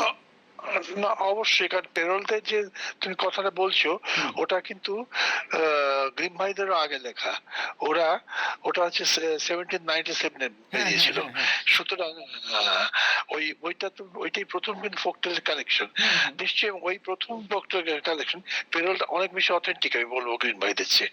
আচ্ছা, মানে পেরোতে স্যার কাহিনীটা এই যে ঘুমিয়ে পড়া মানে সব কিছু হয়ে গেল, তারপরে আবার বিয়ে করা, হুম। শাশুড়ি, তারপরে সে মানে মা হচ্ছে খুব রাক্ষসী, মানে একেবারে সমাজ চিত্র পুরোপুরি রূপকথা, শাশুড়ি শাশুড়ি আর হ্যাঁ, বৌমা দিকে। একেবারে পুরো হ্যাঁ। পুরো দোস্তর। হ্যাঁ, কিন্তু আমার আশ্চর্য লাগে যে এই জীবনানন্দ বলুন কি রবীন্দ্রনাথ বলুন, এরা কেউ কিন্তু এই সালপেরোর কথান্তরটা নেননি, এরা কিন্তু পুনর্নির্মাণ করছেন এই যে দুটো বললেন আপনি সে দুটোকে নিয়ে। হ্যাঁ, আসলে সালফেরের বইটা দুর্লভ ছিল। আচ্ছা। ঘটনাচক্রে ওইটা আমার পড়ার সুযোগ হয়ে গিয়েছিল, কাজেই আমি সেই জন্য ওটা খুব জোর দিয়ে বলতে পারছি। তুমি সেই খুঁজে দেখো, পেয়ে যাবে। আমার কাছে তো আছে, আমার কাছে তো আছে ও মানবেন্দ্র তাহলে বাবুর তো অনুবাদ। ও তাহলে তো তুমি জানোই ব্যাপারটা। হ্যাঁ, আমি তো জানি। আমার পেয়ে গেছে। মানে এরা এরা কেন তার মানে পাননি এদের লেখাতে? এটাই আমি ক্লাসে ওদের একদিন বলতে বলতে এটা এটা হাতের কাছে বইটা তখন ছিল না, মানবেন্দ্র পেয়ে গিয়েছিলেন। আর আমি হয়তো যে কপিটা পেয়েছিলাম ইংরেজি অনুবাদে, মানবেন্দ্র হয়তো সেরকম আর একটা কোনো কপি স্প্যানিশে বা ইংলিশে পেয়েছিলেন। পেয়েছিলেন সেই। সেটাই হচ্ছে। সেই জেনারেলি মানে কোনো কবির লেখাতেই আমি সেই কৃষ্ণা বসুর একটা কবিতা ক্লাসে পড়াচ্ছিলাম। তাতেও উনি উনি তো ফেমিনিস্ট অ্যাপ্রোচ করেছেন, কেন রাজার কুমারের কাছেই আসতে হবে, নারী কেন নিজে জাগবে না? সে তো এরকম বহু কিছু আছে। সেসব ও তো মানে হ্যাঁ, ওদের মানে মানে কৃষ্ণা মল্লিকা কবিতা, এদের তো একটা ওই একটা আছে, ঠিক আছে, ওদের ওদের হ্যাঁ, মতন ওরা করে ওরা তো বলেন, ভেবেছে। কোনো আপত্তি নেই। সেই। মানে আমি ওদের কথা কথা আর এমনকি সিনেমায় এখন আমার ভাই ইংরেজি পড়ে, ও একদিন কতগুলো সিনেমার কথা আমাকে বলছিল, ডিজনি যেগুলো বানিয়েছে, হুম। তারা তো আবার এগুলোকে নিয়ে সেই হুম। ম্যালফিসেন্ট করে প্রচুর সিনেমা করেছে, পুরো ঘুমন্ত মানে পুরীকে নিয়ে। বাপরে বাপরে! ডিসনি তো ডিসনি তো সব উল্টে পাল্টেছে। হ্যাঁ, আমি সব যে অদ্ভুত অদ্ভুত ধরো বানিয়েছে। না অ্যান্ডারসনের কোনো প্রতারণা ডিসনিতে কিন্তু এটা পুরোপুরি একটা মানে মিলনান্তক করে দিয়েছে, হ্যাঁ, কমেডি করে দিয়ে একটা জিনিস। না হ্যাঁ। এবং কিরকম আরেকটা যেমন করেছে, দুষ্টু পরী আবার তার মন বদলে যাচ্ছে, সে আবার মানুষ করছে, সে অদ্ভুত অদ্ভুত গল্প। ও ডিসনি বইতেও হয়, বাংলা সিরিয়ালও বাংলা হয়। সিরিয়ালেও হয়, সেইটাই ঘটনা। না সালপেরোটা সেই আমার মানে আমি সালপেরোর রূপকথাটা মানে আমাদের সিলেবাসে পাঠ্য ছিল নীলকমল লাল কমলের কাহিনীর সঙ্গে আপনার ওই কলাবতী হ্যাঁ। রাজকন্যা। আমি হঠাৎ হ্যাঁ। সালপেরোটা একদিন মানে বেজে গিয়ে বইপত্র উল্টাতে উল্টাতে পেয়ে গেছি, আমি পড়ে তো অবাক যে বাবা, ঘুমিয়ে পড়া সুন্দরী এরকম একটা কাহিনী আছে, মানে বিয়ের পরে আবার হ্যাঁ। শাশুড়ি বউয়ের ঝামেলা। তা আমি তখন ওইটা ভাবলাম ওই সিলেবাসে আনি। ঘুমিয়ে পড়া সুন্দরী মানে মোটামুটি ভাবে ওটা প্রায় 100টার মতো ভার্সন আছে। এগুলো কোথায় পাওয়া তুমি যাবে? জানো না, এগুলো শুনেছি, আমি এগুলো? পড়েছি রেফারেন্সটা, টেক্সটগুলো পাইনি। হ্যাঁ, ধরো আমি তোমাকে বলছি, এই যে সিন্ডারেলার গল্প আর সুখদুখুর গল্প হুম। সারা পৃথিবী জুড়ে সমস্ত কন্টিনেন্টে সমস্ত কালচারে 900 ভার্সন খুঁজে পাওয়া গেছে। এগুলোই রেফারেন্সগুলো আপনাদের যে বইগুলো হয় সেই বইগুলোর রেফারেন্সে পেয়েছি আমি, কিন্তু টেক্সটটা তো পাওয়া যায় না। হ্যাঁ, টেক্সট গুলো ওই ঘেটে নেট ঘেটে উল্টো পাল্টা হয়ে যায়, এটা খুব নির্ভরযোগ্য নয়। নির্ভরযোগ্য না, হ্যাঁ, লাইব্রেরিতে ঘাটতে পেয়ে যাওয়া যায় পেয়ে আর যাওয়া কি। যায়, সেটাই। আমাদের সময় তো নেটের সুবিধা ছিল না, না, আমরা ওই লাইব্রেরির ধুলো ঘাটতাম, সেটাই, তখন পেতাম আর কি। সেই। আচ্ছা, এখানে যারা প্রশ্ন করছেন তারা এবার একটু বলুন, আমি তো কথা স্যারেদের সঙ্গে বললাম, আপনারা বোধহয় হেমন্ত বাবু, না, অলোক বাবু, সমীর বাবু, সোমেন আর শুভ, চারজন কিছু কিছু বক্তব্য আছে, বলুন স্যার বা বলুন। ম্যাডাম কাদের কাছে?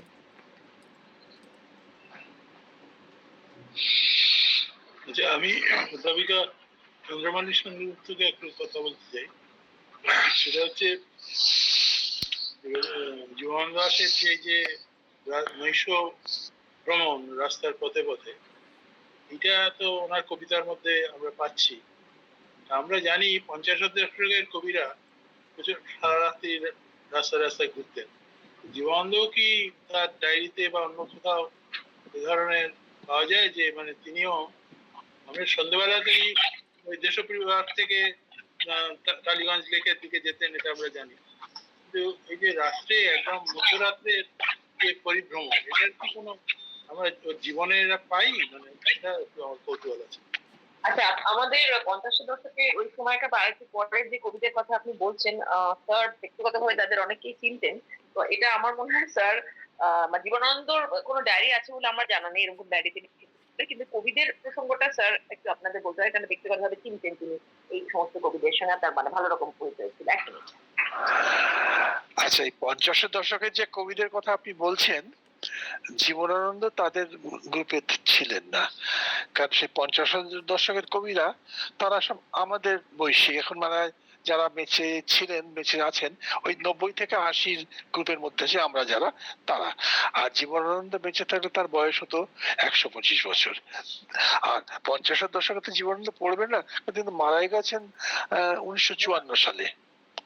কাজেই কলকাতার রাস্তায় ঘোরার যে ব্যাপারটা, সেই ব্যাপারটা মানে উনি কখন যে কোথায় কিভাবে যেতেন বলা কঠিন। যেতেন যেতেন আরো ঘুরে কিনে বা এটা সবটা তিনি মানসিক ভাবে টুকরো টুকরো আলাদা আলাদা সিন দেখে একটা কবিতার মধ্যে নিয়ে এসেছেন, সেটাও হতে পারে। আর ওই দেশপ্রিয় পার্কের সামনে তিনি ট্রাম রাস্তায় বেরিয়েছেন, সেটা কিন্তু বিকেল বেলা, ট্রাম গাড়িতে চাপা দিয়ে বিকেল বেলা, সেটা মধ্যরাত্রির কথা নয়। সেই জন্যই আমি এই প্রশ্নটা করলাম।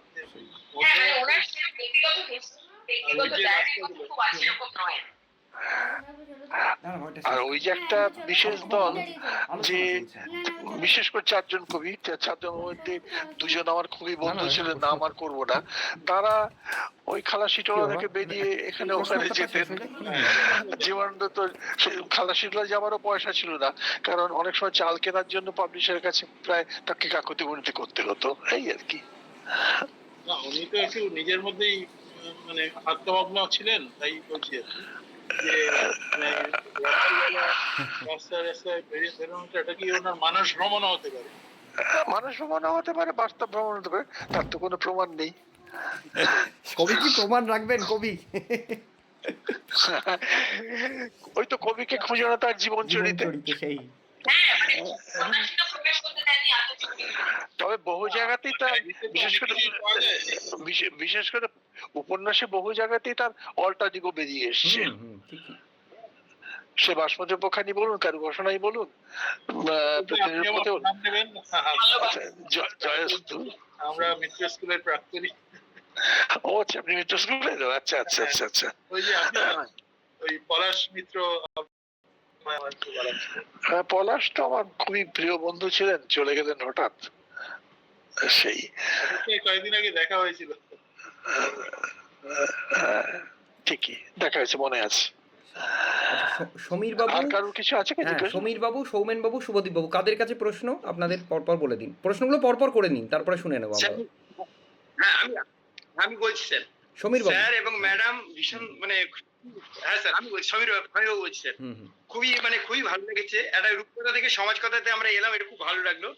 ম্যাডামের কাছে বলার প্রশ্ন, লঘু মুহূর্তে আপনি বলেছেন আমাদের সোনার উপর নেই, তবু আমরা কে কার কৃতদাস। মানে ওইটার আগে একটা লাইন একটা আছে, ওই 3 মগ চায়ে একটা উজির রাজা বাকিটা কোটাল, মানে ওইটা। আর একটা জিনিস ম্যাডাম জানার, তার আগের যে কবিতাটা, রাত্রি কবিতাতে, তবুও মানে লাস্ট লাইন দুটো ম্যাডাম, তবুও জন্তুগুলো আনুপূর্ব, অতি বৈতনিক, বস্তুত কাপড় পরে লজ্জা বসত। এই অতি বৈতনিক শব্দটা একটু যদি বলেন, এই কাপড় পরে বলে দেন। অতি বৈতনিক মানে প্রচুর মাইনে পায়।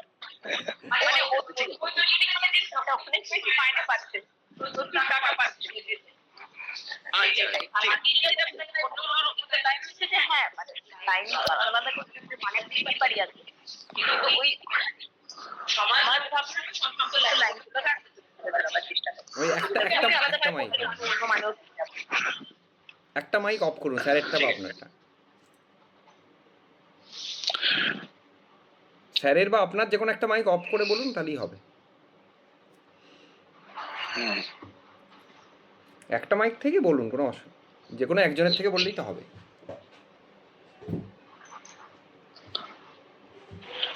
আমার একটা প্রশ্ন রয়েছে ম্যাডামের কাছে। হ্যাঁ। আপনি বললেন যে জীবনানন্দ তার কবিতায় ট্রাম ফুট মানে কলকাতার কথা বর্ণনা করতে গিয়ে ট্রাম ফুটপাত রাতের রাজপথের কথা বারবার বলে এসেছেন। হ্যালো, শুনতে হ্যাঁ পাওয়া হ্যাঁ, যাচ্ছে? শোনা যাচ্ছে, বলে যান। হ্যাঁ, আমি আমার প্রশ্নটা এটা যে জীবনানন্দ কি প্রথম মানে জীবনানন্দের শুরুর দিকে যে কবিতা এবং শেষের দিকে যে কবিতাগুলো, তার মধ্যে কি একই ঘটনা পুনরাবৃত্তি ঘটেছে, নাকি হয়তো কোন একটা জায়গা থেকে একটা বিবর্তন ঘটেছে, চিন্তা ভাবনা বিবর্তন ঘটেছে, এরকম কি কিছু রয়েছে, নাকি প্রথম থেকে একই রকম একটা কন্টিনিউয়াস ফ্লোতে রয়েছে বিষয়গুলো? একই রকম তো থাকে না কারো কবিতাই কখনো। না না, ট্রামের প্রসঙ্গটা তো অবশ্যই শহরের সূত্রে আসবে, তাই না? মানে আমি ট্রামের কথা যখন বলছি তখন তিনি কলকাতায় থাকছেন, কলকাতার নগরের সঙ্গে একেবারে জড়িয়ে পড়েছেন। ডেফিনেটলি সেটা একটা ফেজ। এবং তার আগে যেটা যখন গ্রামে থাকার বা পূর্ববঙ্গে থাকার যে স্মৃতি, সেটা আরেকটা ফেজ। গ্রামের কথা যখন বলছে সেটা ডেফিনেটলি তার শহুরে ফেজ একটা, যেটাকে অ্যাকচুয়ালি স্যার আর আমি দেখাবার চেষ্টা করি যে একটা রূপকথার জগৎ এবং সেখান থেকে একদম স্টার্ক রিয়ালিটির জগৎ একটা। গ্রামের প্রসঙ্গটা পরে আসছে, অনেক পরে, জীবনের একটা অন্য বিবর্তন। বুঝতে পেরেছি, ধন্যবাদ। আচ্ছা, সৌমেন বাবু কি বলছিলেন? কিছু না স্যার, আমার প্রশ্ন স্যারের কাছে। বলে ফেলুন। প্রণাম নেবেন স্যার। ডাকিয়া কহিল মোরে রাজার দুলাল, এই কবিতাটি লিখতে গিয়ে কি জীবনানন্দ দাশ কবি মহাশয় উনি শেক্সপিয়ারের ডার্ক লেডি অথবা কিটসের লাভলি ডেমসেন্স মার্সি এই কবিতাগুলোর দ্বারা কোনোভাবে প্রভাবিত হয়েছিলেন? এটা একটু জানার ছিল। কিভাবে যেভাবেই হোক, আমি কিন্তু এত জড়ে যাচ্ছে, আপনি আরেকবার বলুন প্রশ্নটা। স্যার, আমার প্রশ্ন হলো ডাকিয়া কহিল মোরে রাজার দুলাল এই কবিতাটি লিখতে গিয়ে জীবনানন্দ দাশ কবি মহাশয় উনি কি ডার্ক লেডি শেক্সপিয়ারের এবং কিটসের লা বেলি ডেমসেন্স মার্সি এই দুটি কবিতা দিয়ে কোনোভাবে প্রভাবিত হয়েছিলেন? আপনার প্রশ্নটা আমি একদম বুঝতে পারলাম না, সেটা তো আমারই হয়তো বুদ্ধির দোষ, কিন্তু যদি আপনি আরো স্বচ্ছ করে বলেন আমার পক্ষে সুবিধা হয় উত্তর দেবার। স্যার, উনি বলছেন, আমি যেটুকু শুনতে পেলাম, যে উনি বলতে চাইছেন ডাকিয়া কহিল মোরে রাজার দুলালের সঙ্গে উনি শেক্সপিয়ারের ডার্ক লেডি বা কিটসের যে নিঠুরা সুন্দরী কোনো সাদৃশ্য বা প্রেরণা কিছু ছিল কিনা উনি জানতে চাইছেন। হ্যাঁ স্যার, এইটাই আমার প্রশ্ন। শেক্সপিয়ারের ডার্ক লেডির সঙ্গে এখানে কোনো সম্পর্ক আছে বলতে আমার মনে হয় না, যদিও জীবনানন্দ ছিলেন ইংরেজি সাহিত্যের অধ্যাপক এবং আমিও বলতে গিয়ে হ্যামলেটের সঙ্গে একটা তুলনা করেছি, কিন্তু ওই তাকে কহিল মোরে রাজার দুলালে ওই নারীর সঙ্গে ডার্ক লেডি এটা বড্ড বেশি দূরান্বয়ী হয়ে যাবে বলেই তো আমার আশঙ্কা। কাজে এই ব্যাপারে আমি আপনাকে ঠিক পথ দেখাতে পারবো না, আমার মনে হয় ব্যাপারটা তেমন নয়। ঠিক আছে স্যার। আর কিটসের প্রসঙ্গ এখানে আসছে না, সেরকম নিষ্ঠুরা সুন্দরী আসছে না এখানে। কিছু শুনতে পাচ্ছি না। হ্যাঁ স্যার, বলছি নিষ্ঠুরা সুন্দরীও এখানে আসছে না, লা বেলডেম সামিয়ারসি এটাও এখানে আসছে বলে আমারও তো মনে হয় না এখানে। হ্যাঁ, আর কিছু আছে কথা বলুন, বলুন। আর তো কিছু আরেকজন ওই আপনাকে আর কিছু বলেনি, আপনাকে তো আর ওই চন্দ্রমণি ম্যাডামকে লঘু মুহূর্ত কবিতার একটা লাইন তুলে বোধহয় জানতে চাইলেন একজন। ও আচ্ছা,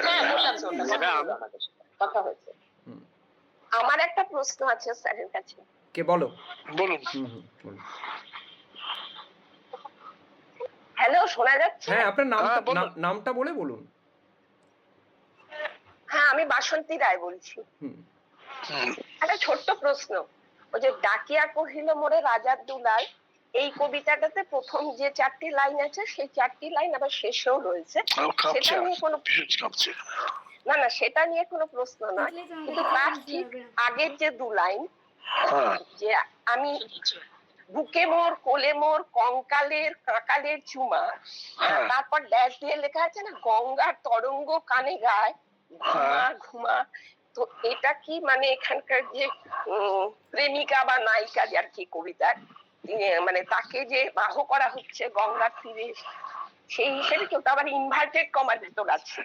গঙ্গাটা ঘুমা, এখন ঘুমা। যে কোনো একটা নদীর উদাহরণ আচ্ছা, মানে আমি ওই লাইনটার মানেটা মানে একটু তাৎপর্যটা একটু জানতে চাইছি আর কি। একটু বললে একটু উপকৃত হই। আরেকবার লাইনটা বলুন, চেষ্টা করে দেখি।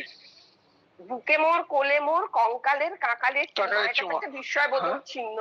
তারপরে ড্যাশ দিয়ে কবি লিখেছেন গঙ্গার তরঙ্গ কানে গায় ঘুমা ঘুমা। ঘুমা ঘুমা এই শব্দ দুটো ইনভার্টেড কমার ভিতর। আচ্ছা, গঙ্গার তরঙ্গটা হচ্ছে ওই যে একটা প্রবহমানতা, সেই ভাবনার প্রবহমানটাকে গঙ্গার সঙ্গে তুলনা করা হচ্ছে। নীল কুমারী তো বলা হয়েছে। হ্যাঁ, আর ঘুমা ঘুমা কথাটা বলা হচ্ছে ঘুমা ঘুমা, ওই নারী কি বলছেন? ঘুমা ঘুমা, তুই ঘুমা। আচ্ছা, মানে এটা মৃত্যুর সাথে কি কোনো সম্পর্কিত সেই জন্য বলছি? ঘুমছি, হ্যাঁ, মৃত্যু ঘুমা হতে পারে, কিছু অসুবিধা নেই। এইসব এই ধরনের কবিতা নানা রকম মাত্রা থাকে। হ্যাঁ, অনেক তো ব্যঞ্জনাময়। কথা বলবেন। হ্যাঁ, সেটা নিয়ে ওই জন্য ওইটুকুই জিজ্ঞেস করার ছিল। আচ্ছা, ঠিক আছে স্যার এবং ম্যাডাম দুজনকেই অনেক ধন্যবাদ। নমস্কার। অনেক সমৃদ্ধ হলাম। হ্যাঁ, আপনারাও আমাদের আমার বিনম্র শ্রদ্ধা ধন্যবাদ। গ্রহণ করবেন। ঠিক আছে। বাংলা বিভাগের পক্ষ থেকেও স্যার এবং ম্যাডামকে আমাদের প্রেসিডেন্সির পক্ষ থেকে অসংখ্য ধন্যবাদ, এবং স্যার প্রেসিডেন্সির প্রাক্তনী, সেদিক থেকেও আমাদের একটা আনন্দের জায়গা এটা। স্যার আমার একটা ছোট্ট হ্যাঁ, প্রশ্ন নিশ্চয়ই, আছে নিশ্চয়ই, স্যার। তা তো শুনি। হ্যাঁ, বলুন। আর বলছি রিতম স্যারকে স্যার, অনেক অনেক এত ধন্যবাদ। আচ্ছা। ভাইব্রেট করছে কেন? বলছি স্যার, এই যে ম্যাডাম বললেন না যে ম্যানহোলের জল দিয়ে চা বানিয়ে হচ্ছে, ম্যানহোলে সেই না, সময়টা হাইড্রেন্টে। হাইডেনে তা তখন কি কর্পোরেশনের কল বা টিউবওয়েলের এইসব ব্যবস্থা ছিল না? আর যদি থাকে তখনকার সমাজ চিত্র তাহলে এইরকম বর্ণনা তখন হচ্ছে 19 মানে স্বাধীনতার পর 1950 বা 52 মধ্যে। এইটা আমার একটু জানতে ইচ্ছা করে স্যার। ধন্যবাদ। আচ্ছা, এখন নেই বা কলকাতা কটা দেখতে পান জলের? ওরকম ছিল না। বড় বড় চৌবাচ্চা থাকতো, ঘোড়াদের জল খাওয়ার জন্য থাকতো, ভিকিরির জল খাওয়ার জন্য কেউ থাকতো না। আর কুষ্ঠরোগীর জন্য তো নয়। করিস না, হয়ে গেছে, হয়ে গেছে। ঠিক আছে স্যার, ঠিক আছে, ধন্যবাদ স্যার। ঠিক আচ্ছা, আছে। বেশ। এখান থেকে আর কেউ কিছু বলছে? আর কেউ কিছু বলছেন? আমি একটা প্রশ্ন করতে পারি স্যার? হ্যাঁ, এটাই শেষ প্রশ্ন। হ্যাঁ, অনেকক্ষণ স্যারকে অনেকক্ষণ বসিয়ে রাখা হয়েছে। বলুন। হ্যাঁ স্যার, আমি একদম ওই কবিতাটার শেষ পংক্তিতে একটুখানি আমার জিজ্ঞাসা ছিল যে একদম শেষ কালে এসে যখন উনি বলছেন, কবি বলছেন যে এই রাত বেড়ে যাবে তবু চোখাচোখি হয় নাই দেখা আমাদের দুইজন একা, বলে সে একদম শেষে আসছেন, বলছেন থুতনিতে হাত দিয়ে তবু চেয়ে দেখি সব বাসি একেবারে মেঘে। হ্যাঁ, এইখানে কি মৃত্যুর বিচ্ছেদ একাঙ্গার, এইটাই উনি বোঝাতে চেয়েছেন? আমি তো আপনাদের বলতে গিয়ে একটা কথা বলেছিলাম যে বাস্তবের কল্পনায় মিশে যাচ্ছে, এবং সেটা ওই আলো চেয়ার, ওই ধূপ চেয়ার ব্যাপারটা বলছিলাম, চেয়ারস করে বলে একটা কথা বলেছিলাম, মনে আছে? এটা বাস্তব অবস্থার মিশ্রিত একটা জায়গা। বিরক্ত হবে স্যার, এইভাবে বুঝতে হবে। ডিস্টার্ব করিস না বাবু, হয়ে গেছে, লাস্ট শেষ কথা তো বলতে হবে। তো হতে পারে, হাতটা ছাড়বে, ক্লাসটা শেষ করতে হবে তো। হ্যাঁ, তাহলে মোটামুটি আমাদের আলোচনা শেষ হয়েছে আমাদের আজকের মতো। স্যার শুনতে পাই স্যার, প্লিজ একবার যদি বলেন, আমি শুনতে পাই না, আমার কেটে গিয়েছিল। হ্যাঁ স্যার বলুন। ওইটা যেটা বাস্তবের মিল বললেন। আচ্ছা, আমি বলছি শুনুন। একেবারে ওই যে থুতনিতে হাত দেওয়ার পরে ফুলগুলো বাসি নয়, আমি শুধু বাসি, এটা প্যাথেটিক কথা, এবং এটা কবির কল্পনায় আসছে। এখানে বাস্তব কল্পনা মিশে যাচ্ছে, ওই আলো অন্ধকার মিশে গিয়ে ওই চেয়ার স্কোর কথা এখানে ব্যবহার করেছিল। হ্যাঁ স্যার, হ্যাঁ এই মৃত্যু চেতনা আর রূপকথা আর বিচ্ছেদ সব মিলেমিশে একাকার। ঠিক, তাই ধরে নেন। সেটাই। থ্যাংক ইউ স্যার, অনেক ধন্যবাদ, অনেক অনেক ধন্যবাদ। Welcome, welcome. আলোচনা তো শেষ মোটামুটি, সকলে আর প্রশ্ন? আচ্ছা, হ্যাঁ সকলকে ধন্যবাদ। হ্যাঁ স্যার। আচ্ছা, আমি সকলকে ধন্যবাদ জানাচ্ছি এবং আপনাকে ধন্যবাদ এত সুন্দর ক্লাস জীবনানন্দকে। আমাদের উপহার দেওয়ার জন্য। স্যারকে আপনি এনেছেন আমাদের জন্য, আপনাকেও রূপম স্যারকেও ভীষণ ধন্যবাদ। সবাইকে, স্যারকে এবং ম্যাডামকে ধন্যবাদ। অনেক কিছু আমরা জানলাম আর খুব ইন্টারেস্টিং লাগলো আজকে ক্লাসটা। হ্যাঁ, ম্যাডাম তো খুব হ্যাঁ। সুন্দর, হ্যাঁ, স্যার আর ম্যাডাম দুজনেই এত কিছু বুঝতে প্রাঞ্জল করে পারলাম। এত হ্যাঁ। শক্ত জিনিসটা আমাদের জন্য হ্যাঁ, আনছেন, আমরা আমরা একদম ধন্য। ভেবেছিলাম প্রথমে দুজনকে আলাদা দিনে, তারপর কথা বললাম দুজনকে একদিনে যদি হ্যাঁ। পাওয়া যায়। কল্পনা বাস্তব মিশে গেছে, কল্পনা বাস্তব মিশে সেটা গেছে। রিতমের কাছে আমার নালিশ আছে, আমার একটু সমস্যা হয়, মানে বাবার পাশে বসে বক্তৃতা দিতে আমার একটু অসুবিধা হয়, তাই না, না? আমরা তো খুব উপকৃত হলাম, আমরা তো খুব উপকৃত হলাম। তাহলে আমি খুশি, সেটা আমি খুশি। বাবা মেয়ের পাশাপাশি আপনারা নিশ্চয়ই বুঝতে পারবেন। না না, কিন্তু আপনি তো খুব সুন্দর করে আমাদের বোঝালেন, আমরা খুব খুশি হলাম। না না, আর আপনাদের দুজনকেই- দুজনের বক্তৃতা আমি শুনেছি, লোক সংস্কৃতি নিয়ে একটা কথা যে পাশাপাশি বলেছেন, অসুবিধা হয় না। ওই তো সে তোমার মতনই আরেকজন নীলাঞ্জনা বলেছিল জবরদস্তি, তাই জন্য। আচ্ছা, তাহলে আজকের মতো সবাইকে শুভরাত্রি হ্যাঁ, জানাই। ধন্যবাদ। হ্যাঁ, ধন্যবাদ এবং শুভরাত্রি। আচ্ছা, অনেক ধন্যবাদ।